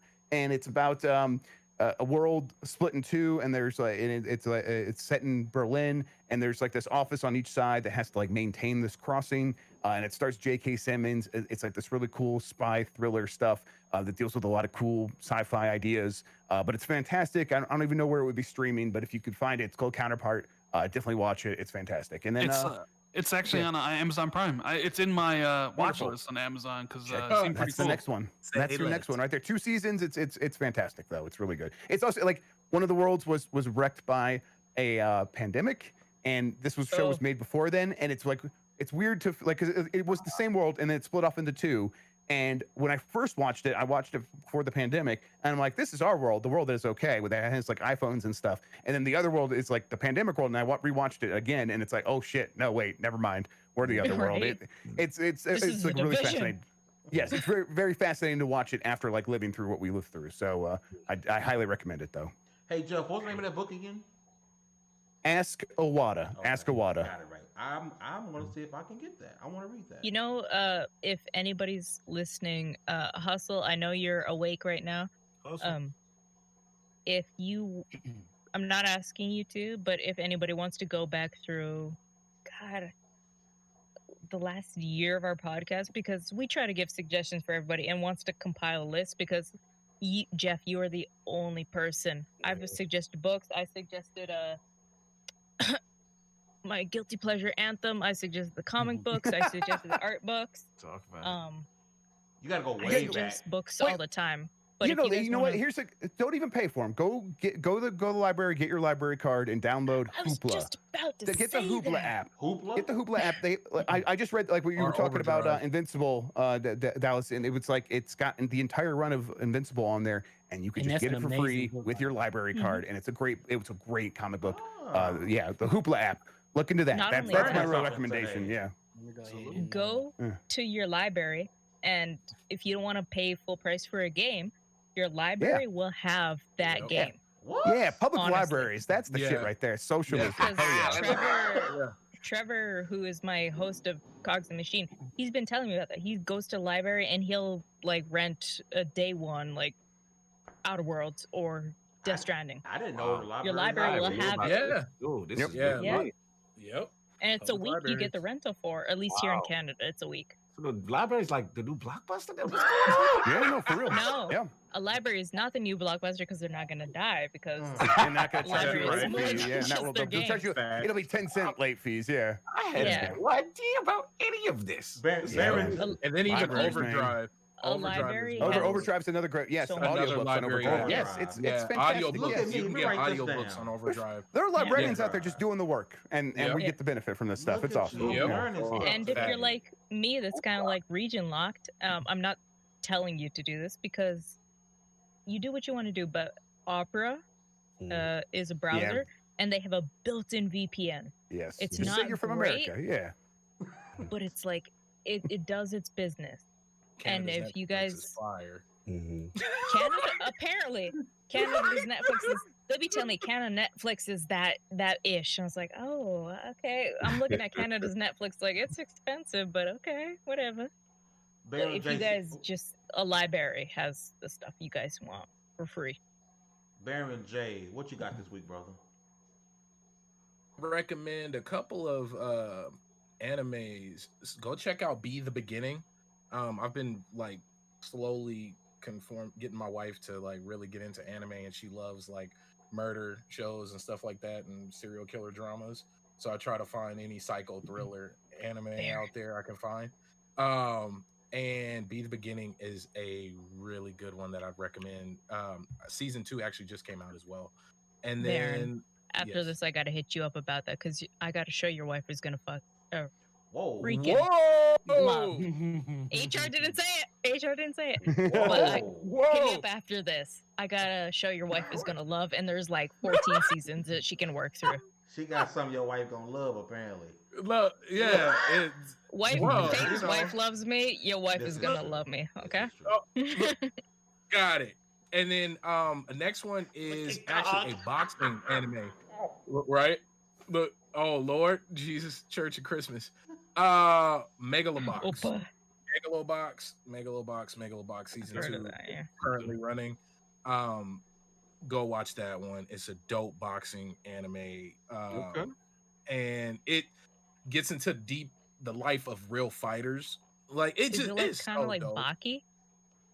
No, it's not as over dramatic and to the extreme to that level. It's grounded in a weird way, even though they have some form of mini mech suits attached to their body. Okay. It deals more with the back end world and the psyche of boxers. Oh, okay. And it's really dope. Megalobox. Okay. Gaming wise, honestly, just boot up Game Pass on any platform you Game can Pass. and pick something and just throw a dart at it. Like right now I'm running Wasteland 3. Mhm. And I mean I've been playing it on stream. I've been running it And, multiplayer. I've been running 2 different It's a worlds. co-op. Didn't we co-op have tournament. one It's of the co-op. voice I got actors? a tag co-op. Yes, we did. Shout out to Cedric, man. Much love to you. We did Salute. have one of the voice actors on. Salute. Yeah, man, it's Game Pass. If you have an Xbox without Game Pass, it's kind of weird. Like I feel like you're not getting the full experience, and You you're paying missing a lot out. of money. It's like no matter what we talk about, we always end up back on. Yeah, Game Because- Pass has been the theme for this It's episode. been a theme all night, dude. I swear. Like, Yeah. we I mean, keep going And back. theme always L'Oreal, Snack 2021. Attack, and The Voice can agree. It's in this weird time we've come through. Is Game Pass is like the best. We're not trying to sell you anything. We're trying to sell you, hey, you want to play some games? Play this. Yeah. Or get this. It's that simple. Mhm. Yeah. Listen, I will say, we are 151 episodes in, and this is the longest episode we've ever had. And that's just because we got some super dope people here today, and you guys, you know, it's. I've seen people say with you three being out here like this is an all-star panel, and I mean you guys, you three are freaking amazing. I'm glad you guys got to rock out with us today. Hugger, was there anything in the chat that you saw that we needed to, maybe someone had a question on, we may answer before we get out of here? Yes, so we got a few comments, and thank you to those that put big emojis because like I said, I don't have my glasses on, I can't see. So But you have. this never was in mind. the no, You got these shades are on. non-prescriptions. Oh, okay. If I don't have my contacts on, I can't see a god dang thing. So if you see me get real close to the camera and get out of focus, it's because I can't see anything. So Beaner Huh? 8127 says conspiracy theory is Sony doing What? 2 House Marquee with Returnal. Oh, this is written weird. Is Sony doing to House Marquee with Returnal what EA did to Respawn with Titanfall? A failed game makes the studio cheaper and more desperate for an acquisition. Okay, I'll answer that one real quick. I don't think so. They're not that manipulative. Housemark, Sony could easily afford Housemark anyhow. If Sony does Housemark dirty like that, and Housemark wouldn't be stupid, they would know that they were being done dirty like that. They would just go to someone else. There would be like video game developers right now are worth a lot of money. Games are doing very well. If they want to sell, they'll be able to find a buyer, and they'll be able to find a buyer at a pretty high price, even if the game doesn't do great, because everyone's going to fully understand what happened there. And it's not like even the Titanfall that was what's Respawn, that wasn't like a desperation sale. They had other suitors. I think NetEase, or I can never remember which one. Nexon. I think Nexon was looking to buy them, and then EA's like, oh shit, we have to buy them, so Nexon doesn't. That's kind of how that went. So I get the conspiracy, but no. Okay. Anybody else got a? Just don't read no more from Beaner. Yeah. Leave that. Well, no, I think they were at the beginning of the show. We gotta leave that name out of that road. Please. Please. Hold on. Ooh, I can't see because I don't have my glasses. By the way, Yo Canadian is showing. What do you mean? We'll talk later. She looked down like, what are you talking about? What do you mean? Yo Canadian is showing. That's all. Game companies only have themselves to blame when unfinished games get released True. many times too prematurely. I would say, for the most part, except for now, because it's kind of hard for everyone working remote in a way. But pre-pandemic, if a game came out broken, they had nobody to blame but themselves. No, I don't think I said this last night. I don't think until 4 or 5 years from now we'll see the consequences of the pandemic. Like No, the I games think are we can see it now. we're like like Cyberpunk. Was, It's wasn't those games Cyberpunk were only technically QA pre-pandemic? testing. Wasn't Cyberpunk pre-pandemic? Cyberpunk was Cyberpunk was Into last 2020. year. Yeah, it was the end of Yeah. last year. So it got many delays before the pandemic. But yeah, I mean, yes, as soon as you go to work from home and stuff like that, they were working on that game up to the last minute. So that definitely was hit by the pandemic. Anything that's in active development, but like QA is also an issue. Like QA is very hard to do with work from home. That's why I think that's what's happening with Nintendo is like they got a lineup of games ready to go, and they are only QAing I think one of them at a time because that's all they can have the capacity for. So but it's going to continue to be an issue for sure. I've done QA testing. I did QA testing this weekend for a game that's coming out recently. Well, but what we don't do, and anybody that's been in the podcast knows this is my section. We don't send death threats. We don't belittle the devs. We don't attack people. If we want to get angry at somebody, we go to the top guys, the CEOs and the developers. Or you just don't buy it and move on with your lives. There it is. You're asking What people to be responsible humans. What a concept. Yeah. You're asking for people to be responsible. And that's don't read my tweets and just leave me alone. That they won't do that. Oh, You're too handsome for that. Listen, Jeff, there's nothing that you can't say on Twitter that won't start a fire. Like I envy and feel bad for you at the same time. So I'm like, man, this man can't breathe without people coming for him. At least people cite Jeff properly. On my podcast, if I say something, it's just Corden says in his podcast, Xbox. Oh, of course that happens. Yeah. Man, it's never me. I'm a nobody even on my own podcast, on my own YouTube channel. Well, it's because you don't show your face, so people don't know how well, no, I'm not respectable. I don't write for Windows Central or VentureBeat or any of these big outlets. Doesn't mean you're respectable. I'm just a lowly YouTuber, you know. I can just make stuff up if I want, which I don't know why you want to, because nobody would believe that means you. You're good at video games because you're not a games journalist. So you got that going for you at least. I'm still trying to get over that jump in Cuphead. Jeff is friends with a guy who struggled at Cuphead. But listen, Rand, you cannot devalue yourself because you are about to hit 100,000 subscribers on YouTube. Right. Do not devalue yourself because we come to you a lot. Rand, do I need to be in your DMs every week? Just being like, hey. Yes. No, it's just because I'll be like, hey, how are you doing? You worth it, baby. I'll be an old black woman. Hi, are you good, baby? Sugar. Okay. You alright, Sugar? You're right, Sugar. You need that. Listen, hug us. Yeah, I need some positive reinforcement. Cognito's always being like, for that. Cognito's always down. You know, he's just come on. The fact that we got a Hooyah out of Jeff Grubb is a highlight. Oh, I need that. Send that to me in my DMs. I didn't realize how bad I needed that. Yeah. So another one, Wellington Nascimento.